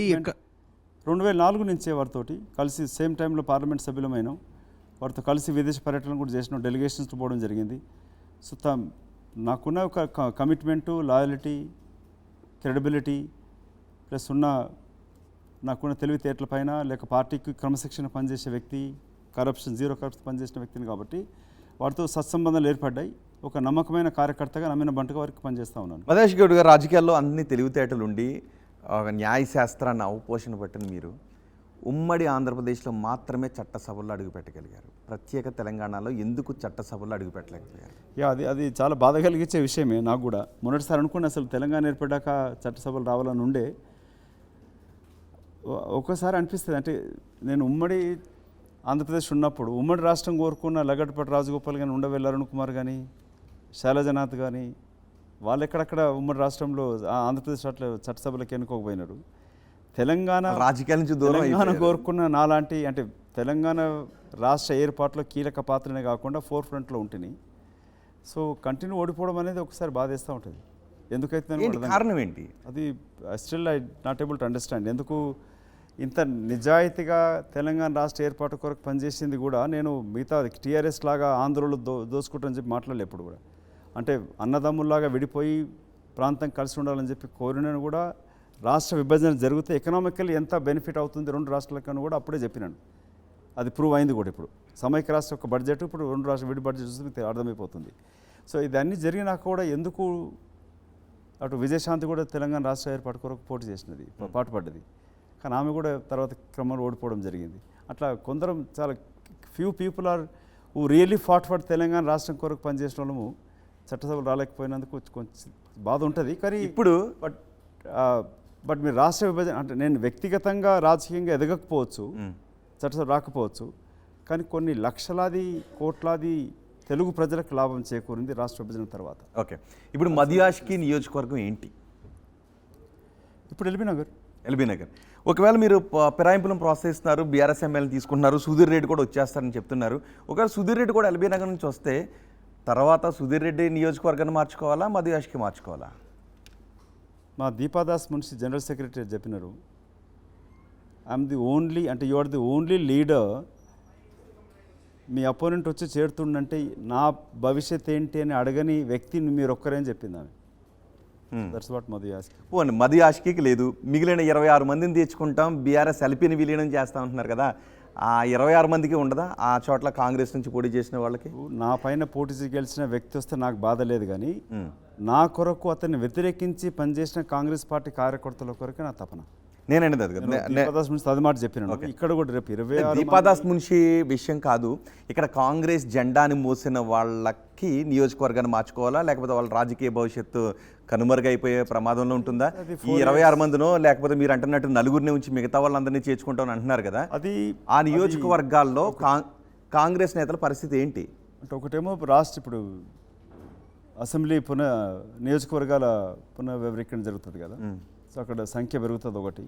రెండోది 4 సంవత్సరాల తర్వాత కదా, రేపు ఎన్నికలు ఎవరికి టికెట్ ఇవ్వాలన్నా కూడా సిట్టింగ్ ఎమ్మెల్యే అని చెప్పి టికెట్ ఇచ్చే పరిస్థితులు లేవు. అప్పుడు సర్వే చేసి సునీల్ కనుగోలు ఇంకోరు ఉన్నప్పుడు వాళ్ళ సర్వే రిపోర్టర్స్ తోటి కూడా చూసి ఇస్తారు టికెట్లు. రెండోది ఏంటంటే అక్కడ ఇప్పుడు కాంగ్రెస్ పార్టీ ఎందుకు పీసీసీ ప్రెసిడెంట్ కూడా తొందర కావాలనంటే ఈ యొక్క గ్యాప్ ఏర్పడుతోంది. కొత్త వాళ్ళు లీడర్స్ చేరినంత మాత్రాన గ్రామ మండల స్థాయిలో జిల్లా స్థాయిలో కార్యకర్తలు కలవట్లే. సో కాంగ్రెస్ విడిపోయి వీళ్ళు గెలిచి వచ్చినాక కాంగ్రెస్తో కష్టపడి పనిచేస్తున్న వాళ్ళకి ఆ కలయిక జరిగినప్పుడు, ఆత్మీయ సమ్మేళనం జరిగినప్పుడు రాజకీయ లబ్ధి చేకూరదు. నేను కర్ణాటకలో పనిచేసినాను. అక్కడ జేడీఎస్ కాంగ్రెస్ కలిసినప్పుడు 28 సీట్లలో 23 సీట్లు గెలుస్తామని అనుకున్నాం. 2014 గెలిచిన మెజార్టీ బీజేపీ చూసుకుంటే జేడీఎస్ కాంగ్రెస్ గెలిచిందని చూస్తే అట్లా అనిపిస్తుంది. ఓకే, కానీ జరగలే. అంటే రాజకీయాలు ఎప్పుడైనా 2+2=4 కావు. ఓకే, ఎందుకు అడగలేదు మీరు? నియోజకవర్గ వేరే వాళ్ళని చేర్చుకుంటున్నప్పటికీ నా రాజకీయ భవిష్యత్తు ఏంటి అని అడగంది మీరు ఒక్కరే అని అన్నారు కదా, ఎందుకు లేదు? అంటే ఎల్బీ నగర్ తర్వాత అయినా సుధీర్ రెడ్డిని చేర్చుకున్నా నాకే ఇస్తారో అనే నమ్మకమా, లేకపోతే ఎక్కడో ఒక చోట నుంచి పోటీ చేస్తాను ఏదో ఒక నియోజకవర్గం ఉంటుందిలే అని ఆశ? Number 1, I believe in my self and my ability. నా కింద పనిచేసిన జూనియర్స్ వెళ్ళిపోయి వేరే ఫారం పెట్టుకున్నా కూడా నేను ఎప్పుడు ఆధారపడలేదు, ఎందుకంటే స్వశక్తి పైన ఆధారపడి ఉంటాను. రెండోది, politics is not my life. నాకు క్లియర్గా చెప్పండి, సుధీర్ రెడ్డిని కూడా రేపు కాంగ్రెస్లో చేర్చుకుంటే ఎల్బీ నగర్ నియోజకవర్గం ఎవరిది? మధు యాష్కిదా, సుధీర్ రెడ్డిదా? అరే అది 4 years తర్వాత కదా పునర్వివేక జరుగుతుంది, సీట్లు పెరుగుతాయి, తర్వాత అప్పుడు ఎవరికి ఏ అవకాశాలు ఉంటాయి. నిన్న ఒక సైదులని ఒక మిత్రుడు ఉన్నాడు, అతను ఈ పొలిటికల్ సర్వే చేస్తూ ఉంటాడు. సో పార్టీ నాయకత్వం కొన్ని సర్వేలు చేయమని చెప్పిందట. ఎవరో నాయకుడు ఎవరో చెప్పారు అతనికి, ఈ కొత్తగా చేరిన నాయకుల చోట అక్కడ సర్వే చేస్తే చాలా గడ్డు పరిస్థితులు ఉన్నాయి కొన్ని చోట్ల అని చెప్పినాడు. ఉన్నాయా? ఇతను చెప్పినాడు, ఐ డోంట్ నో, దట్స్ మిత్రుడు సైదులు అనే అతను చెప్పినాడు. ఆయన చాలా ప్రిడిక్షన్స్ చాలా సరిగ్గా చెప్తాడు. నేను ఎల్బీ నగర్లో చాలా కష్టం సార్ మీరు గెలిచేటట్లేరని చెప్పి కూడా చెప్పినాడు. సో అట్లా చక్కగా చెప్తూ ఉంటాడు. సో అతను చెప్పే ప్రకారం ఏంటంటే ఈ చేరినంత మాత్రాన ఆ అన్ని చోట్ల కాంగ్రెస్ గెలుస్తాను లేదు. 12 మంది పార్టీ ఎమ్మెల్యేలు ఫిరాయించినప్పుడు 10 మంది ఓడిపోయినారు, 2 బతికారు. మధు యాష్కి గారు, మీరు కాంగ్రెస్ పార్టీ అధికారంలో లేనప్పుడు నిరుద్యోగులతో దోస్తీ కట్టిన మీరు అదే కాంగ్రెస్ పార్టీ అధికారంలోకి వచ్చాక నిరుద్యోగులతో కుస్తీ పడుతుంది అని అంటున్నారు. అసలు ఆ సందర్భం ఎందుకు వచ్చింది? స్వయంగా రేవంత్ రెడ్డి గారే నిరుద్యోగులకు చాలా హామీలు ఇచ్చారు. మరి ఇప్పుడు అవే హామీలు నిరుద్యోగులు నెరవేర్చమంటే మీరు ఎందుకు నిరుద్యోగులను అణిచివేస్తున్నారు? అది తప్పుడు ప్రచారం అమ్మ. ప్రభుత్వం రాకముందు ఎల్బీ నగర్ స్టేడియం నుంచి యూత్ డిక్లరేషన్లో కాంగ్రెస్ పార్టీ ప్రియాంక గాంధీ తీసుకొచ్చి హామీ ఇచ్చింది ఏంటి? జాబ్ క్యాలెండర్ ఇస్తాం, సంవత్సరానికి కనీసం 2 లక్షల ఉద్యోగాలు కల్పిస్తామని చెప్పడం జరిగింది. వచ్చిన వెంటనే 28,000 పైన ఉద్యోగ పత్రాలు ఇవ్వడం జరిగింది. ఇప్పుడు జాబ్ క్యాలెండర్ ఇస్తూ పరీక్షలు నిర్వహిస్తూ గ్రూప్ 1 పరీక్షలు 10 సంవత్సరాలు జరగనే లేదు. గ్రూప్ 2 వాయిదా పడ్డప్పుడు అశోక్ నగర్కి వెళ్ళినప్పుడు అక్కడ ఒక శిక్షణ ఈ కోచింగ్ సెంటర్లో ఖమ్మం నుంచి వచ్చిన విద్యార్థి డబుల్ పీజీ చేసి నాకు ఆత్మహత్య చేసుకోవాలనిపిస్తున్నది, అమ్మాయిని పైసలు అడగలేను, వాళ్ళు ఉన్న అప్పులు ఆ పుస్తకాలు కూడా తాకట్టు పెట్టి డబ్బులు ఇచ్చింది మా అమ్మ, ఇప్పుడు ఎగ్జామ్ వాయిదా పడింది, ఉద్యోగాలు మీకు ఇంకెప్పుడు వస్తుందని చెప్పి ఆందోళన పడతా ఉండే. మీకు ఇప్పుడు ఉద్యోగం కల్పిస్తామనంటే ఎందుకు ఆందోళన చేస్తున్నారు? బట్ మెజారిటీ ఆస్పిరెంట్స్ మాత్రం మాకు న్యాయం కావాలి, ఇప్పుడు గ్రూప్ టూ పోస్టులను పెంచాలి అని అంటున్నారు. ఆల్రెడీ మీరు చెప్పారు కదా 10 years నుంచి ఏం లేదని. మరి అలాంటప్పుడు ఎక్కువ మంది గ్రూప్ 1 ఆస్పిరెంట్స్ 1:100 తీసుకుంటే ఎక్కువ మందికి అవకాశం ఉంటుంది కదా, ఇన్ని ఇయర్స్ అయింది, మా ఏజ్ కూడా అయిపోతుంది అని అంటున్నారు. That's a valid point. 1:100 1000 తీసుకొని దాన్ని చర్చించవచ్చు దాన్ని. కానీ వాయిదా వేయడం అనడంలో ఈ ట్రైనింగ్ సెంటర్స్ ఏవైతే ఉన్నాయో, కోచింగ్ సెంటర్స్, నియర్లీ 100 crores వాళ్ళ బిజినెస్ లాస్ అవుతూ ఉంది.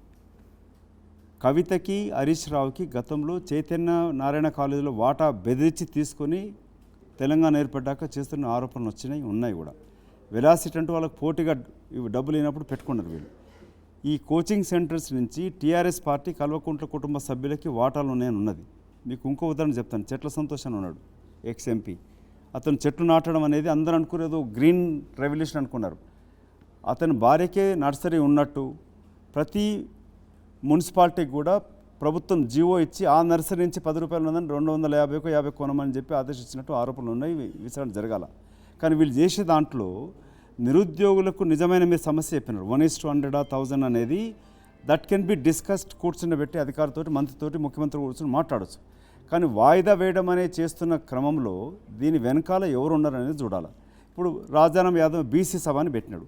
అసలు దేశంలోనే జనగణన జరగాలని చెప్పి మాట్లాడుతున్న రాహుల్ గాంధీ కాంగ్రెస్ పార్టీకి వ్యతిరేకంగా 10 సంవత్సరాలు అతను టీఆర్ఎస్ పార్టీలో ఉండి ఎప్పుడు మాట్లాడిన వ్యక్తి ఇవాళ నిన్న మొన్న సభను బీసీల మీద పేరు మీద పెట్టుకొని అరెస్ట్ చేసి చూపిస్తూ ఉన్నాడు. అతను పక్కా పింక్ కలర్ వేసుకున్న నాయకుడు. ఇట్లా ఈ వాయిదా వేసే దాంట్లలో నిరుద్యోగుల వెనకాల ఉండి ప్రలోభపెట్టి రెచ్చగొడుతున్నది బీఆర్ఎస్ పార్టీ నాయకులు. ట్రైనింగ్ సెంటర్స్, కోచింగ్ సెంటర్స్ యొక్క అది యజమానులు. నిజమైన నిరుద్యోగ సమస్య మీరు అడిగింది రైట్ ప్రశ్న అడిగినారు. I can make you to SIT with chief minister కానీ, డిప్యూటీ సీఎం గారు కానీ మీరు చెప్పే సమస్య పైన లేక సంబంధిత అధికారి ప్రిన్సిపల్ సెక్రటరీస్తో కూర్చుండబెట్టగలుగుతాను. ఈ నిరుద్యోగ అసోసియేషన్స్ వచ్చి ఈ టెక్నికల్ సమస్యలు ఉన్నాయి, దీన్ని మీరు సరిచేయాలి, పెంచాలన్నప్పుడు ముఖ్యమంత్రి ఆదేశించిన ఉప ముఖ్యమంత్రిని పెట్టి డిఎస్సిని కూడా సంఖ్య పెంచుతాం, ఇంకా 6000 ఉద్యోగాలు పెంచుతాం. టైం అనేది జాప్యం ఎక్కువ జరుగుతుంది సార్. మీరు వాయిదా పెడితే ఇంకా ఎక్కువ అవుతుంది కదమ్మా. వాయిదా పడకుండా కూర్చోండి, వాయిదా పడకుండా ఎగ్జామ్ పెట్టించండి, పెంచమని చెప్పండి. I will be the first person to fight with my own government. నిరుద్యోగుల సమస్యల పైన వాళ్ళతో నేను పోట్లాడి చేయగలుగుతాను. ఇందాక కోచింగ్ సెంటర్ల వాళ్ళు ఎక్కువ లాభపడుతున్నారు అని అన్నారు. మరి ప్రొఫెసర్ రియాజ్ గారు 5 మంత్ర కెరీర్ పాయింట్ అనే ఒక కోచింగ్ సెంటర్ యజమానులు అతను, కానీ అతన్ని గ్రంథాలయ చైర్మన్గా ఎందుకు తీసుకోవాల్సి వచ్చింది? అతను కోచింగ్ సెంటర్ యజమానే కాకుండా కాంగ్రెస్ పార్టీ స్పోక్స్ పర్సన్ కూడా. గతం నుంచి అతను తెలంగాణ ఉద్యమంలో ఉన్నాడు. తర్వాత కాంగ్రెస్ పార్టీకి చేరి నేను చేర్పించినట్టు నేను ఉన్నా అక్కడ. చేరినాక కాంగ్రెస్ పార్టీ కొరకు పనిచేస్తూ ఉన్నాడు. కాంగ్రెస్ పార్టీ అధికారం తీసుకురావడంలో అతను కూడా కృషి ఉంది కాబట్టి యాజ్ ఎ స్పోక్స్ పర్సన్గా అతనికి బాధ్యత కార్పొరేషన్ చైర్మన్ ఇవ్వడం జరిగింది. ఇప్పుడు పార్టీ ఫిరాయింపులు జరుగుతూ ఉన్నాయి, వరుసగా ఎమ్మెల్యేలు అంతా జాయిన్ అవుతూ ఉన్నారు. అటు బీఆర్ఎస్ నుంచి చాలా కాన్ఫిడెంట్గా ఉన్నారు. ఢిల్లీ వెళ్ళారు హరీష్, కేటీఆర్ సుప్రీంకోర్టుకు సంబంధించిన న్యాయవాదులతో మాట్లాడొచ్చారు. మీరు ఇందాక అన్నట్టే లా ఆఫ్ ద ల్యాండ్ ఇష్యూకి సంబంధించినటువంటి అంశంపైన కర్ణాటక, మహారాష్ట్ర, ఇంకో రాష్ట్రంలో వచ్చినటువంటి తీర్పుతోటి లేటెస్ట్ తీర్పులు అవన్నీ అనర్హత పిటిషన్ వేస్తూ ఉన్నారు, ఫైట్ చేస్తూ ఉన్నారు లీగల్గా. అనర్హత పడుతుంది వాళ్ళందరిపైన. బై ఎలక్షన్లు వస్తాయి, జాయిన్ అవుతున్నటువంటి వాళ్ళందరూ అనేటువంటిది చాలా స్ట్రాంగ్, వాళ్ళు కాన్ఫిడెంట్గా ఉన్నారు. మరి మీరు చేరికలు అంటున్నారు, విలీనం అంటున్నారు, అది వర్కౌట్ అయ్యే పరిస్థితి లేదు లీగల్గా. మీరు కూడా అడ్వకేట్ అంటున్నారు కాబట్టి ఒక విషయము అంటే వారందరి గొంతుకు వస్తూ ఉన్నారు రాజకీయంగా, వాళ్ళందరూ తెచ్చి కాంగ్రెస్ పార్టీ అనేటువంటి. కేటీఆర్, హరీష్ ఢిల్లీకి వెళ్ళింది సుప్రీంకోర్టు న్యాయవాదితో మాట్లాడడానికి కాదు, లేక ఫిరాయింపులకు వ్యతిరేకంగా కాదు. వాళ్ళు పోయింది కవితకు బెయిల్ ఇవ్వడానికి కొరకు. రెండోది కేసీఆర్ చెప్పిన ప్రపోజల్ తీసుకొని వెళ్ళినారు. చంద్రశేఖరరావు బీజేపీ తోటి కలవడానికి ప్రపోజల్ పంపించినాడు. కేంద్ర అధినాయకత్వం అమిత్ షా మధ్యన, నడ్డా మధ్యన ఒప్పందం కుదరలే. ఇక్కడ కిషన్ రెడ్డి అండ్ సంజయ్కి ఒప్పందం కుదరట్లేదు. ఒకరు చేర్చుకోవాలి, ఒకరు చేర్చుకోవద్దని చెప్పి మాట్లాడుతూ ఉన్నారు. అందుకే అక్కడ వాళ్ళ చేరిక ఆగిపోయి ఉన్నది బీఆర్ఎస్ బీజేపీ పార్టీది. నిన్న మొన్నటి వ్యతిరేకించిన మాజీ పార్లమెంట్ సభ్యుడు వినోద్ కూడా రాజకీయాలు ఏదైనా జరగవచ్చని అంటా ఉన్నాడు, అంటే విలీనం కూడా జరగవచ్చని మాట్లాడుతూ ఉన్నాడు. గతంలో బీజేపీతో వ్యతిరేకించిన వ్యక్తి అతను. సో బీజేపీ బీఆర్ఎస్ కలిసే అవకాశాలు ఉన్నాయి. ఎట్లయితే అప్పుడు జగన్మోహన్ రెడ్డి గారు ప్రధానమంత్రిని కలిసి వచ్చి అనుమతి తీసుకొని చంద్రబాబు నాయుడు అరెస్ట్ చేసినాడు. అరెస్ట్ చేసినాక లోకేష్ వెళ్ళిపోయి హోమ్ మినిస్టర్ తోటి ఒప్పందం కుదుర్చుకొని వాళ్ళ టీడీపీ బీజేపీ కలయికి వచ్చినాక చంద్రబాబు నాయుడుకి బెయిల్ వచ్చింది. ఓకే, ఇక్కడ కూడా కవితని బయటికి తీసుకురావడం కొరకే బీజేపీ బీఆర్ఎస్ పార్టీ చేస్తున్నప్పుడు వాళ్ళు ఏం చెప్పారంటే, అక్కడ కేంద్రంలో బీజేపీ నాయకుడు చెప్పినాడు, కేసీఆర్ అనే వ్యక్తి మోస్ట్ మ్యావరిక్, నమ్మదగిన వ్యక్తి కాదు, దేశ రాజకీయ నాయకులు అత్యంత నమ్మదగిన వ్యక్తి, మోసపూరిత రాజకీయం చేసే వ్యక్తి చంద్రశేఖరరావు. గతంలో తెలంగాణ రాష్ట్రం ఇస్తే కాంగ్రెస్ పార్టీని చేరుస్తానని చెప్పి కాంగ్రెస్ పార్టీని మోసం చేసిన వ్యక్తి ఇవాళ బీజేపీతో చేర్చడానికి బిడ్డ బెయిల్ కొరకే వస్తుంది తప్ప నిజంగా బీజేపీతో కలవడానికి రావట్లేదు అనేది బీజేపీ కొందరు నాయకత్వం యొక్క అభిప్రాయం కాబట్టి అది కలయిక ఆగింది. సో వీళ్ళు కేటీఆర్ బాబామర్దులు పోయింది, ఢిల్లీకి పోయింది ఫిరాయింపులకు వ్యతిరేకంగా కాదు. Okay, right. వాళ్ళు పోయింది దాని కొరకు. ఈ మహారాష్ట్ర కర్ణాటక వచ్చిన గతంలో తీర్పులను బట్టి బై ఎలక్షన్స్ వచ్చే అవకాశం ఉందనేటువంటి చర్చ. నిజంగానే బై ఎలక్షన్స్ వస్తున్నాయా? వస్తే మీకు పెద్ద నష్టం లేదు, ఎందుకంటే ఆల్రెడీ మీకు మెజారిటీ మార్క్ ఉంది, ఎంఐఎం సపోర్ట్ కూడా ఉంది బయట నుంచి. నష్టపోయేది బీఆర్ఎస్. పీరియడ్తో నేను మాట్లాడుతూ ఉంటే గౌరవ సుప్రీంకోర్టు ఏం చెప్పిందనంటే 10th షెడ్యూల్లో స్పీకర్ని ఆదేశించే అధికారం న్యాయస్థానాలకి లేదు.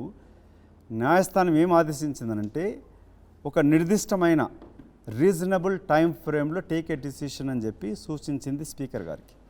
సో స్పీకర్ని ఆదేశించే అధికారం గౌరవ కోర్టులకు కూడా ఇప్పటిదాకా లేదు. సో స్పీకర్ గారు నిర్ణయం తీసుకున్నాక దాన్ని విచారించే అధికారం న్యాయస్థానాలకు ఉంటుంది.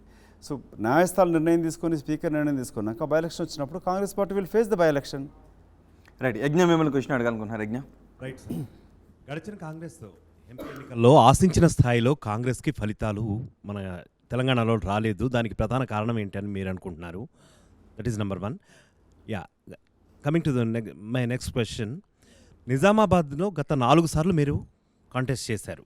ఈసారి ఎందుకు కాంటెస్ట్ చేయలేదు? Is it A voluntary decision of yours, అంటే లేదంటే ప్రత్యర్థికి భయపడే ఉన్నా మీరు వెనకడుగు వేశారనుకోవచ్చా? లేదు, నేను మొదటిది మీరు మొన్నటి ఎన్నికల ఫలితాలలో 3 నుంచి 8కి పెరిగినా కూడా మినిమం 10 వస్తాయి అనుకున్నాం. 10 రానందుకు కొంచెం నిరుత్సాహం కలిగించింది. అధినాయకత్వం కూడా గౌరవ సోనియా గాంధీ గారు అడగడం జరిగింది. We expected more seats in Telangana and Karnataka కూడా అన్నారు వాళ్ళు. సో దానికి కారణాలు విశ్లేషించడానికి కొరకే ఇప్పుడు కొరియన్ గారి కమిటీ ఏర్పాటు చేయడం జరిగింది. ఎందుకు ఎక్కువ సీట్లు గెలవలేకపోయామని దానిపైన విచారించడానికి కొరకు. సో కాంగ్రెస్ పార్టీ వచ్చిన చేరిన క్యాండిడేట్లకు టికెట్ ఇచ్చినప్పుడు 5 4 ఓడిపోవడం జరిగింది. ఆ విశ్లేషణ అనేది కొరియన్ కమిటీ చేస్తూ ఉంది. రెండోది, నిజామాబాద్ నుంచి నేను రాజకీయ ఎదుగుదలకు కారణమైంది నిజామాబాద్ నియోజకవర్గం. ఆ ప్రజలకు జీవితకాలం రుణపడి ఉంటాను. 2 సార్లు గెలిచిన. రెండోసారి 2009లో పిసిసి ప్రెసిడెంటు, స్పీకరు, 2 మంత్రులు అందరూ ఓడిపోయినాక కూడా నన్ను గెలిపించారు. అక్కడ 2,70,000 మంది వరకు ఇంచుమించు ఒక ఓటు కాంగ్రెస్ పార్టీకి వేస్తూ సేమ్ టైంలో ఇంకో ఓటు వేరే పార్టీకి వేసి చేసినారు. సో అది I will always indebted to the Nizamabad ప్రజలకి. 2019లో ఓడిపోవడం చాలా బాధేసింది. డిపాజిట్ రాకుండా కూడా పోవడం అనేది, ఇప్పుడు మొన్న బీజేపీ మా కాంగ్రెస్ పార్టీ నాయకులే కొందరు మాట్లాడుతూ అప్పుడు కవిత పైన కోపంతో కాంగ్రెస్ పార్టీ వ్యక్తి అయిన మధుయాస్ని ఓడగొట్టమని చెప్పారు ఓటు వేయకుండా. ఆ కోపంతో ఓటు వేసినా కానీ అది బీజేపీకి బలపడింది. పోయిన 19 ఎలక్షన్స్లో కవిత గెలిచిన కూడా ఈసారి కాంగ్రెస్ గెలిచేది. కానీ కవిత కోపం అని అంటూ నన్ను ఓడగొట్టి బీజేపీకి ఓటు వేయడంతో బీజేపీ బలపడింది అక్కడ. నేను అప్పుడే 19లో నిర్ణయం తీసుకున్నాను. ఐ వాజ్ వెరీ హర్ట్ 2019లో నిజామాబాద్ నుంచి ఓడిపోవడానికి కారణం. అప్పుడు లాస్ట్ మూమెంట్లో పోవడం జరిగింది. It's my voluntary decision. I will not contest for parliament ఎలక్షన్స్కి. And in case of contest చేసే అవకాశంలో ఉన్నా కూడా నిజామాబాద్ నుంచి చేయొద్దు అనుకున్నాను. ఎమ్మెల్యేకి చేయాలని మొదటిసారి నిర్ణయం చేసుకున్నాను. అది కూడా నా సొంత పుట్టి పెరిగిన ప్రాంతం. నేను ఒక జాతీయ స్థాయిలో రాష్ట్ర స్థాయిలో ఎదిగినాక నా సొంత పుట్టి పెరిగిన గడ్డ కూడా ఏదైనా నాకున్న ఈ అనుభవంతో సేవ చేయాలనే ఉద్దేశంతో. రెండోది, పార్టీ ప్రయాణించమని ఓడగొట్టాలని రేవంత్ రెడ్డి నేను పదే అనేవాళ్ళం. పార్టీ ప్రయాణించిన ఎమ్మెల్యేని అసెంబ్లీ గేట్ ఎక్కనిద్దని అనుకుంటుంటే, అందుకే ఇక్కడ కవిత, ఇక్కడ సవిత అండ్ సుధిరెడ్డి పైన కూడా గట్టి పోటీ ఉండాలి. సునీల్ కనుగోలు అనే వ్యక్తి జిహెచ్ఎంసీ ఏరియాలో కాంగ్రెస్ పార్టీ 0 అని చెప్పినాడు. జిహెచ్ఎంసీ ఎన్నికలలో ఎల్బీ నగర్ నియోజకవర్గం ఇన్ఛార్జ్ ఉన్న రామరెడ్డి ఆధ్వర్యంలో జరిగిన పోటీల్లో కూడా 11 మందికి డిపాజిట్లు పోయినాయి, 20,000 ఓట్లు రాలే. అటువంటి చోట నువ్వు పోటీ చేస్తే కూడా కష్టమవుతుందని కూడా చెప్పినారు. 0 అనుకున్నాక కూడా ఎందుకు పోటీ చేయాల్సి వచ్చిందనంటే, జిహెచ్ఎంసీ ఏర్పడ్డాక నల్గొండ, మెదక్, రంగారెడ్డి, మహబూబ్ నగర్ జిల్లాలు కూడా సగం దీంట్లో వచ్చి చేరినాయి. హైదరాబాద్ చుట్టుపక్కల ఏమైనా పోటీ కనబడకపోతే అది జిల్లాల మీద ప్రభావం పడుతుంది. కాబట్టి I proposed in the party that we should have a serious fight ఉండాలి. అందుకనే అంజన్ కుమార్ కొడుకు కాకుండా అంజన్ కుమార్ని పెట్టినాం. మైనపల్లి ఆయనకి 2 టికెట్లు ఇచ్చి సిట్టింగ్ ఎమ్మెల్యే అని చెప్పి అత్యంత సన్నిహితుడు రేవంత్ రెడ్డి గారికి శ్రీధర్ ఉన్నా కూడా అతన్ని డీసీసీ ప్రెసిడెంట్ ఇవ్వకుండా అతనికి టికెట్ ఇవ్వడం జరిగింది. ఇటు అజరుద్దీన్ టికెట్ తీసుకొచ్చినాం. పీజీఆర్ కూతురు తీసుకొచ్చి టికెట్ ఇవ్వడం జరిగింది. కేఎల్ఆర్ని తీసుకొచ్చి అటు మహేశ్వరం టికెట్ ఇవ్వడం జరిగింది. సో కాంగ్రెస్ పార్టీ పోటీలు కనపడే వరకు అక్కడ ప్రజలలో కాంగ్రెస్ అధికారానికి రావచ్చు అనే ఒక అభిప్రాయం ఏర్పడింది. నేను వ్యక్తిగతంగా నష్టపోయినా పార్టీకి లాభం చేకూరింది. అందుకని నేను అక్కడ నిర్ణయం తీసుకొని దట్ ఇస్ వాట్ మధు యాస్కి అనేవాడు సొంత లాభం కొరకు కాకుండా ముందు పార్టీ కొరకు పనిచేస్తాను. పార్టీ పటిష్టంగా ఉంటే నాలాంటి వ్యక్తి నేను భారతదేశం విడిపోయి 14 సంవత్సరాలు బయట ఉన్నా కూడా తిరిగి వచ్చినప్పుడు నిజామాబాద్ నుంచి గెలవాలంటే అది పార్టీ పటిష్టంగా ఉన్నప్పుడు గెలిపొచ్చింది. పార్టీ గట్టిగా ఉన్నప్పుడు అలాంటి వాళ్ళకి భవిష్యత్తులో అవకాశం ఉంటుంది. కాబట్టి first priority to strengthen the party. Next party గట్టిగా ఉన్నప్పుడు నా భవిష్యత్తు కూడా బాగుంటుంది. కానీ నా భవిష్యత్తు అనుకున్నప్పుడు నేను స్వార్థం కోరుకున్నట్టు అవుతుంది. రైట్, ప్రేమ్ మిమ్మల్ని క్వశ్చన్ అడగాలనుకుంటున్నారు. కాంగ్రెస్ పార్టీ అధికారంలోకి వచ్చిన తర్వాత కూడా ఏం మారలేదు, ఫిరాయింపులు అట్లే కొనసాగుతున్నాయి, నిరుద్యోగులపై లాఠీ చార్జ్ జరుగుతుంది, అక్రమ అరెస్టులు ముందస్తు అరెస్టులు జరుగుతున్నాయి అనే దానికి మీ సమాధానం ఏంటి? నెక్స్ట్ ఒకటి 3 సార్లు ఓడిపోయిన మధు యాష్కి పీసీసీ చీఫ్ అయ్యే అర్హత లేదని ఎవరైనా వాదన తీసుకొస్తే వారికి మీరు ఇచ్చే కౌంటర్ ఏంటి? ఒకటి లాఠీ చార్జ్ అనేది సమర్థవంతం కాదు. ఐ ఆల్వేస్ అపోజ్డ్, ఈవెన్ ఎన్కౌంటర్స్ని అపోజ్ చేసినాను నేను పార్టీలో ఉంటూ, ఎంపీగా ఉండి కూడా. హింసకు హింస అనేది ప్రత్యామ్నాయం కాదు. కాబట్టి శాంతియుతంగా చర్చలు జరిగినప్పుడే డెమోక్రసీలో డిస్కషన్స్, డెలిబరేషన్స్ తోటి యూ కెన్ రిజాల్వ్ డిఫరెన్సెస్ అనేది. సో ఇక్కడ నిరుద్యోగులని రెచ్చగొట్టిన ఒక నిజమైన సమస్య ఉన్నప్పుడు మన డాక్టర్ సమ్మె చేసినప్పుడు దామోదర్ రాజసింహ గారు చాకచక్యంగా వెంటనే పరిష్కారం చేసినాడు, సంప్రదింపులు తీసుకొచ్చి. సో కాంగ్రెస్ పార్టీ అలాంటి ఉదాహరణ తీసుకొని పనిచేయాల్సిన అవసరం ఉంది. క్రైమ్ రేట్ పెరుగుతున్న దానికి కారణం గత 10 సంవత్సరాల నుంచి నేను చదువుకున్నప్పుడు హైదరాబాద్ నగరం క్యాపిటల్ సిటీ ఫర్ డ్రగ్స్కి లేకుండే. నేను మొట్టమొదటి ఓడిపోయినా కూడా December 23 న్యూ ఇయర్ గ్రీటింగ్స్ మీద నాకు చూస్తే say no to drugs, welcome to new year, save youth అని చెప్పి నూతన సంవత్సర శుభాకాంక్షలు చెప్పడంలో నేను మొట్టమొదటి స్టాండ్ తీసుకొని ముందుకు వచ్చినాను. ఎయిడ్స్ నివారణలో ఉన్న అనుభవంతో సెలబ్రిటీస్ని కూడా సొసైటీని కూడా సివిల్ సొసైటీని ఇన్వాల్వ్ చేస్తూ డ్రగ్స్ నిర్మూలన కొరకు పనిచేయాలి. గత ప్రభుత్వంలో విచ్చలవిడిగా డ్రగ్స్ ఎందుకు జరిగిందనంటే అప్పుడున్న ప్రభుత్వంలో ఉన్న అధికారులు, పొలిటీషియన్స్ అధికారులతో కుమ్ముక్కు అయిపోయి డ్రగ్స్ తోటి కొన్ని కోట్ల ఆదాయం విదౌట్ ఎనీ పాలసీ చేంజ్ చేయకుండా వస్తుండే. కాబట్టి వాళ్ళు నిర్లిప్తంగా ఉండిపోయినారు. మీరు గతంలో కేసులు, మీరు సెలబ్రిటీస్ పైన కేసులు మీరు చూసి ఏ విధంగా నిర్వీర్యం చేసింది చంద్రశేఖరరావు తన కుటుంబ సభ్యులు ఇన్వాల్వ్మెంట్ ఉండడంతో. అది పాతుకుపోయింది ఇప్పుడు డ్రగ్స్ తోటి. ఇప్పుడు దాంతో క్రైమ్ రేట్ కూడా పెరుగుతూ ఉన్నది. అందుకే ముఖ్యమంత్రి గారు, కాంగ్రెస్ ప్రభుత్వం ఇప్పుడు సీరియస్గా డ్రగ్స్ పైన చర్యలు తీసుకుంటూ ఉన్నది. సో దీనికి కారణం ఒక క్విక్గా మీరు లాస్ట్ ప్రశ్న అడిగింది 3 సార్లు ఓడిపోయింది. ఓడిపోయినంత మాత్రాన కాంగ్రెస్ పార్టీ అగ్రనాయకత్వమే ఓడిపోయింది. ఓడిపోయినంత మాత్రాన పదవులు ఇవ్వద్దనేది ఎట్లాంటి రూల్స్ కండిషన్స్ లేవు. గతంలో పీసీసీ అధ్యక్షులు చేసిన వాళ్ళు, ప్రధానమంత్రిలో ఉన్న వాళ్ళు కానీ లేక ముఖ్యమంత్రులు చేసిన వాళ్ళు, ఎన్టీ రామారావు కూడా ఓడిపోవడం జరిగింది. సో గెలిపోవటంలకి సమర్థతకి వ్యత్యాసం ఉంటుంది. సో సమర్థతను బట్టి పార్టీ పదవులు ఉంటుంది. సో గెలిపోవటంలకు లేకుండా ఇప్పుడు ఇంతకుముందు చెప్పా ఎలిమినార్ ఎందుకు అనేది, అంటే ఓడిపోతానని తెలిసిన ఎందుకు అక్కడ పోటీ చేసినాను అంటే పార్టీకి లాభం జరిగింది అక్కడ, నేను వ్యక్తిగత నష్టపోయినా కూడా. లేకపోతే 24 నా ఒక్కడి ఓటమే కాదు కదా, 24 సీట్ 0, ఒక సీట్ కూడా గెలవలేము మేము. తెలుగుదేశం పార్టీ యొక్క ఓటు బ్యాంకు కాంగ్రెస్కి వస్తుందని చెప్పి విశ్వసించడం, అది హైదరాబాద్ చుట్టుపక్కల రాలే. లేక వచ్చింటే ఎల్బీనగర్, కుతుబులాపూర్, షేర్లింగంపల్లి, కూకుట్పల్లి ఇవన్నీ గెలిచేవాళ్ళం, ఏవి కూడా గెలవలే. సో కాబట్టి 3 సార్లు ఓడిపోవడం అనేది బాధ కలిగించిన, బట్ ఓడిపోయినంత మాత్రాన అటు బీజేపీ, బీఆర్ఎస్ ఆఫర్స్ ఉన్నా కూడా చేరలే మధు యాస్కి. కొందరు ఏం చేరారు అంటే ఓడిపోయిన సీట్లకి ఇంకోటి అంటే ఓడిపోయిన సీట్ గెలవకుండా వాళ్ళు గెలిచే సీట్లు దూసుకొని వచ్చి గెలిచారు.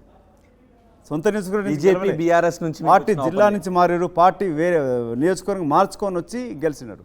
సో మధు యాస్కి అనే వాడేమో, మిగతా నాయకులేమో గెలుపు అవకాశం ఉన్న చోట పోయి పోటీ చేస్తే, మధు యాస్కి అనేవాడు ఓటమి అక్కడ ఉందని తెలిసినా కూడా పార్టీ లాభపడుతుందని చెప్పి పోటీ చేసినాడు.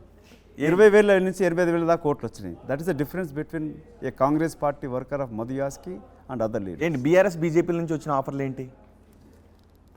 జాతీయ స్థాయి నుంచి కూడా ఆఫర్స్ ఉండే బీజేపీలో చేరమని. అమిత్ షా తోటి అపాయింట్మెంట్ ఉంటే నేను పోయి చేరలే, విశ్వేశ్వరరెడ్డి పోయి కలిసినాడు, నేను కలవలే. That's what Madhu. తెలంగాణలో కేసీఆర్ కూడా ఆఫర్ BRS చేస్తారా మీకు? పార్టీ? గతంలో కేసీఆర్ కూడా ఆఫర్ చేస్తారా తెలంగాణలో? తెలంగాణలో కేసీఆర్ కూడా ఆఫర్ చేశారా పార్టీలోకి రమ్మని అప్పుడు మిమ్మల్ని? 200%. తెలంగాణ రాకముందు, తెలంగాణ వచ్చినా కూడా, తెలంగాణ రాకముందు కొందరు మా కాంగ్రెస్ నాయకులు ఎంపీలు పోయి చేరారు. నేను అప్పుడు నా దగ్గరికి వచ్చినప్పుడు నేను చెప్పింది, మీరు రాజీనామా చేస్తే భుజాలపైన మోసుకొని వెళ్తామని చెప్పిన ఒక నాయకుడు వచ్చి ఇంటికి వచ్చి, నేను ఇప్పుడు ఏమున్నా అని చెప్పాను. అంటే ఎంపీ అన్నాడు. మళ్ళీ ఎంపీ అవుతే ఏమవుతుంది? రాజీనామా చేస్తే రాష్ట్ర ఏర్పాటు జరగాలి కానీ రాజకీయ అధికారం కొరకు రాడు మధు యాస్కి అని చెప్పడం జరిగింది అప్పుడు. సో నా కృషి అంతా కూడా జీవితకాలం రాజకీయాలు ఉండవు, ఉన్నప్పుడు ఏం చేసిందో గుర్తుంచుకుంటారు. ఈ రోజు కూడా ప్రజల్లోకి వెళ్ళి ఛాలెంజ్ చేస్తాను. ఇప్పుడున్న మంత్రులు, ఎమ్మెల్యేలు, నేను కూడా ప్రజలకు వెళ్తే ఓడిపోయిన మధు యాస్కి ఆదరణ ఎక్కువ ఉంటుందా, ఇప్పుడున్న పదవులు ఉన్న ఎంపీలకు, ఎమ్మెల్యేలకు ఆదరణ ఎక్కువ ఉంటుందో మీకు కనబడుతుంది. మధు యాస్కి గారు కాళేశ్వరంకి సంబంధించినటువంటి అంశంపైన కాంగ్రెస్ పార్టీ ప్రతిపక్షంలో తీవ్ర ఆరోపణలు చేసింది. అటు కేసీఆర్ని, కాంట్రాక్టర్స్ని, ఎంఈఎల్ మెగా ఇంజనీరింగ్ కృష్ణారెడ్డి కంపెనీకి ఎక్కువగా ఇచ్చారు, కమిషన్లు దండుకున్నారు కుటుంబం అంతా అని చెప్పేసి ఆరోపణలు చేశారు.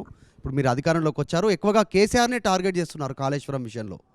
తర్వాత కాంట్రాక్టర్ల విషయం జోలికి కాంగ్రెస్ పార్టీ వెళ్ళట్లేదు అనేటువంటిది చర్చ ఒకవైపు ఉండగానే, మహబూబ్ నగర్లో రేవంత్ రెడ్డి తమ్ముడికి, తర్వాత మెగా ఇంజనీరింగ్ కృష్ణారెడ్డికి 1100 కోట్ల కాంట్రాక్ట్ ఇచ్చారనేటువంటిది బీజేపీ అలిగేషన్ చేస్తూ ఉంది.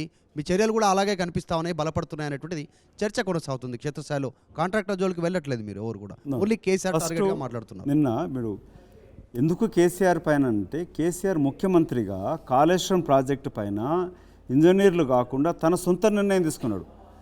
ప్రాజెక్టు నిర్మాణం ప్రారంభించినాక డిపిఆర్ సబ్మిట్ చేయడం జరిగింది. ఎవడన్నా తెలివి ఉన్నవాడు చేస్తాడా? సో అక్కడ కాళేశ్వరం నిర్మాణంలో కేసీఆర్ తన సొంత నిర్ణయంతో, తనే ఇంజనీరు, తనే ప్రొఫెసరు, అన్నీ అతనే డాక్టరు. కోవిడ్ వచ్చినప్పుడు అది పారాసిటమాల్ వేసుకుంటే చచ్చిపోతుంది, ఈ వేడికి ఒక దోమను కూడా బతికే అని చెప్పింది చంద్రశేఖరరావు. నా కుటుంబ సభ్యులు 6 కోల్పోవడం జరిగింది కోవిడ్ తోటి. మా వదిన బావ చనిపోయినాడు. సో చంద్రశేఖరరావు తనే అన్ని అనుకొని చేసింది కాబట్టి, విచారణకు ముఖ్యమంత్రిగా నిర్ణయం తీసుకున్న వ్యక్తి కాబట్టి అతని పైన అదొక్కడే కదా మధు అడిగిన దాంట్లో ఇంకో కాంట్రాక్టర్ బ్లాక్ లిస్ట్ లో పెట్టాలి అన్న ఒక కాంట్రాక్టర్కి ఎందుకు మహబూబ్ నగర్లో కాంట్రాక్ట్లు ఇస్తున్నారు? కాంట్రాక్టర్స్ పైన చర్యలు తీసుకోవాల్సిందే. దాని కొరకు జ్యుడిషియల్ కమిషన్ ఏర్పాటు చేయడం జరిగింది, అధికారులను కూడా పిలవడం జరిగింది. ఇప్పుడు ఘోష్ కమిటీ విచారణ చేస్తూ ఉంది. దాంట్లో అది కాంట్రాక్టర్ కూడా బాధ్యులను తేలినప్పుడు చర్య తప్పకుండా ఉంటుంది. అంటే మీరు ఆరోపణలు చేసిన ఒక సంస్థ, మీరు బ్లాక్ లిస్ట్లో పెట్టాలి అని ఆరోపణలు చేసిన ఒక సంస్థకి మహబూబ్ నగర్లో కొన్ని 100 కోట్ల రూపాయల కాంట్రాక్ట్లు ఇచ్చారు, 1000 కోట్ల రూపాయల కాంట్రాక్ట్లు ఇచ్చారు అని బీజేపీ నాయకులు ఆరోపిస్తున్నారు. మెగా ఇంజనీరింగ్ బ్లాక్ లిస్ట్లో పెట్టాలి అని మీరే అన్నారు, అక్కడ అవకతవకలు జరిగాయి అన్నారు, మళ్ళీ వాళ్ళకే 100,000 కోట్ల. అదే బీజేపీ నాయకుడికి సూటి ప్రశ్న. మెగా కన్స్ట్రక్షన్స్ నుంచి అమిత్ షాకి ఎన్ని 100 కోట్లు పోయినాయి? మెగా కన్స్ట్రక్షన్ నుంచి ఎలక్టోరల్ బాండ్స్ కింద బీజేపీ పార్టీకి ఎన్ని 100 కోట్లు వచ్చినాయి? ఇదే మెగా కంపెనీ నుంచి ఆ ఆరోపణలు చేసిన సదరు ఎమ్మెల్యే బీజేపీకి నాయకుడికి ఏ వ్యాపార సంబంధాలు ఉన్నాయో బయట పెట్టమని చెప్పండి. మీ దగ్గర ఉన్నాయి ఆధారాలు? అవి నేను చెప్పేది ఉన్నాయి కదా, ఇది ఎలక్ట్రల్ బాండ్స్ ఉన్నాయి కదా. మెగా సంస్థ బీజేపీకి ఎన్ని 100 కోట్లు ఎలక్ట్రల్ బాండ్ కింద ఇచ్చింది అనేది ఇట్స్ ఓపెన్ సీక్రెట్. మీరు పోరాడి సాధించుకున్న తెలంగాణలో తెలంగాణ వ్యక్తులకి ఇవ్వాలి, మెగా కంప్లీట్గా ఆంధ్ర కాంట్రాక్టర్ అని ముద్ర వేశారు. మరి అదే కాంట్రాక్టర్కి మీరు ఎందుకు ఇస్తున్నారు పోరాడి సాధించుకున్న తెలంగాణలో? నేను మంత్రిని కాదు, అధికార పార్టీలో ఉన్నాను, అధికారంలో లేను.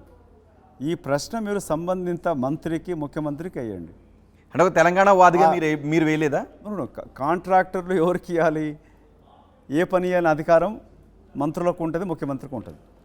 మీరు కాంగ్రెస్లో బలమైన నాయకులు కదా, మీరు చేరవేస్తారు కదా ఈ ప్రశ్నని. ఇప్పుడు ఆంధ్ర కాంట్రాక్టర్ని అతని మీద ముద్ర వేసి బ్లాక్ లిస్ట్లో పెట్టాలని పీసీసీ అధ్యక్షుడిగా రేవంత్ రెడ్డి ఉన్నప్పుడు ఇదే గాంధీ భవన్లో ప్రెస్ మీట్ పెట్టి మరి మెగా కృష్ణారెడ్డి తెలంగాణ వనరులను దోచుకున్నాడు, మా డబ్బులు మొత్తం కూడా దోచుకున్నాడు అని ఆరోపణలు చేసి మళ్ళీ మీరు అధికారంలోకి వచ్చాక అతనికి ఎందుకు కట్టబెడుతున్నారు? ఇది అంటే ముఖ్యమంత్రి ఆ మాట అన్నది నాకు తెలియదు, నేనైతే చూడలేదు. Any contractor, let me guarantee on this, there is a system to reach out in మా పార్టీ సిస్టంలో. పార్టీ నాయకులు కానీ లేక మంత్రులు కానీ కొన్ని చర్యలు ఏమన్నా తీసుకుంటూ లేక ప్రతిపక్ష నాయకుడిగా ఉంటూ కూడా అధికార పార్టీకి మద్దతు ఇచ్చినప్పుడు ఆ సమాచారం అధినాయకత్వానికి ఇవ్వడం జరిగింది. ఆ సంబంధిత నాయకులకి భవిష్యత్తులో పోస్ట్ రాకుండా కూడా జరగడం జరిగింది. కాంగ్రెస్ పార్టీ ప్రభుత్వం అధికారం ఉన్నప్పుడు కేంద్ర మంత్రినే అవినీతిలో కూరుకుపోయినప్పుడు జైలుకి పంపడం జరిగింది.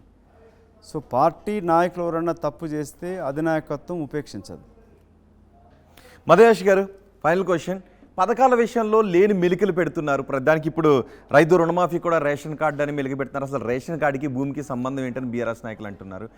2 లక్షల రూపాయలు ఒకేసారి రుణమాఫీ చేస్తామని 1 లక్ష రూపాయలు రుణమాఫీ చేస్తున్నారు. త్వరలో ఆర్టీసీ ఛార్జీలు కూడా పెంచబోతున్నారు. సో పథకాల పేరుతో పెట్టి మీరు లాక్కోవడం ఎక్కువైందని ఆరోపణలు కూడా వస్తుంది.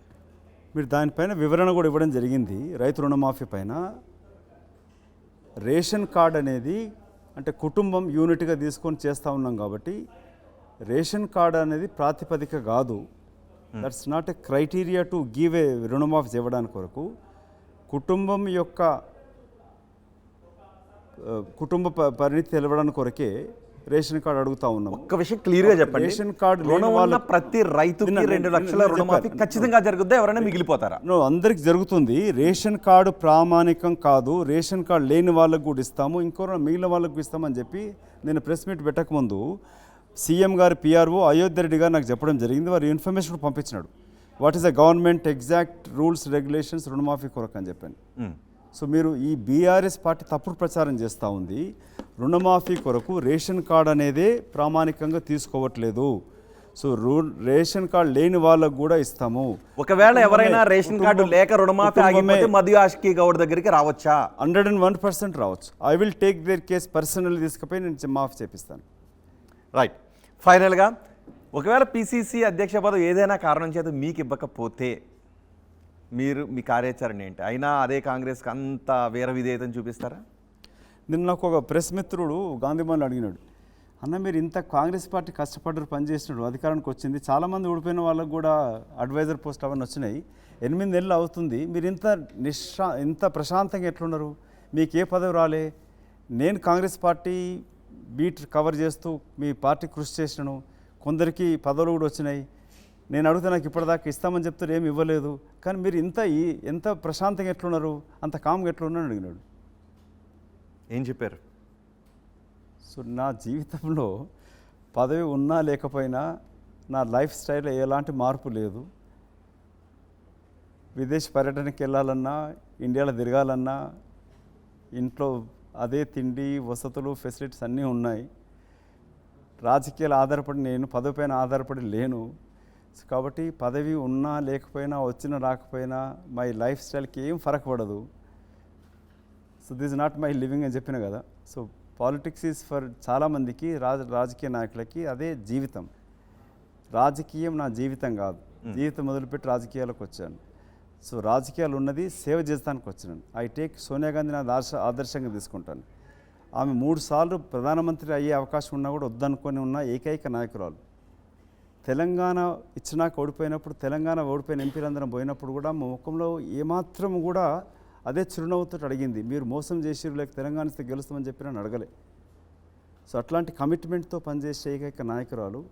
I really take her as admirer. So Rahul Gandhi another leader. అతని పైన జరిగినంత ఆరోపణలు, హ్యూమిలియేషన్ ఏ రాజకీయ నాయకుడికి స్వతంత్ర భారతదేశం జరగలే. అయినా కూడా అదే కమిట్మెంట్ తోటి పనిచేస్తూ ఉన్నాడు. సో పదవి ఉన్నా లేకపోయినా మధుయాస్కి ఫరక్ పడదు. నా జీవితం ఇట్లా కొనసాగుతుంది, కాంగ్రెస్ పార్టీలో కొనసాగుతాను. సో హోప్ అనేది అందరికి ఉంటుంది, అదే వస్తుందని చెప్పి ఆశిద్దాం. మీలాంటి అందరూ ఇప్పుడు నాకన్నా ఎక్కువ చాలామంది అడుగుతూ ఉన్నారు, నీకే వస్తుందట కదా, నీకే వస్తాను వింటున్నా. సో సమ్టైమ్స్ ఏమవుతుందంటే దట్ పాజిటివ్ ఫీలింగ్ కూడా పదవి వస్తానికి పనిచేస్తుంది. Thank you very much Madhu Yashki Goud గారు. ఆర్టీవీ స్టూడియోకి వచ్చి సెన్సార్లో తెలంగాణ రాజకీయాలపైన చాలా విషయాలు మాట్లాడినందుకు. ఇవి నిజామాబాద్ మాజీ ఎంపీ, కాంగ్రెస్ సీనియర్ నేత మధుయాష్కి గౌడ్తో ఆర్టీవీ అన్సెన్సర్డ్ విశేషాలు. తాజా సమాచారం కోసం చూస్తూనే ఉండండి ఆర్టీవీ. మరిన్ని వీడియోస్ కోసం ఛానల్ ని సబ్స్క్రైబ్ చేయండి, లేటెస్ట్ అప్డేట్స్ కోసం వాట్సాప్ ఛానల్ ని ఫాలో చేయండి, అండ్ లింక్ డిస్క్రిప్షన్ లో ఉంది.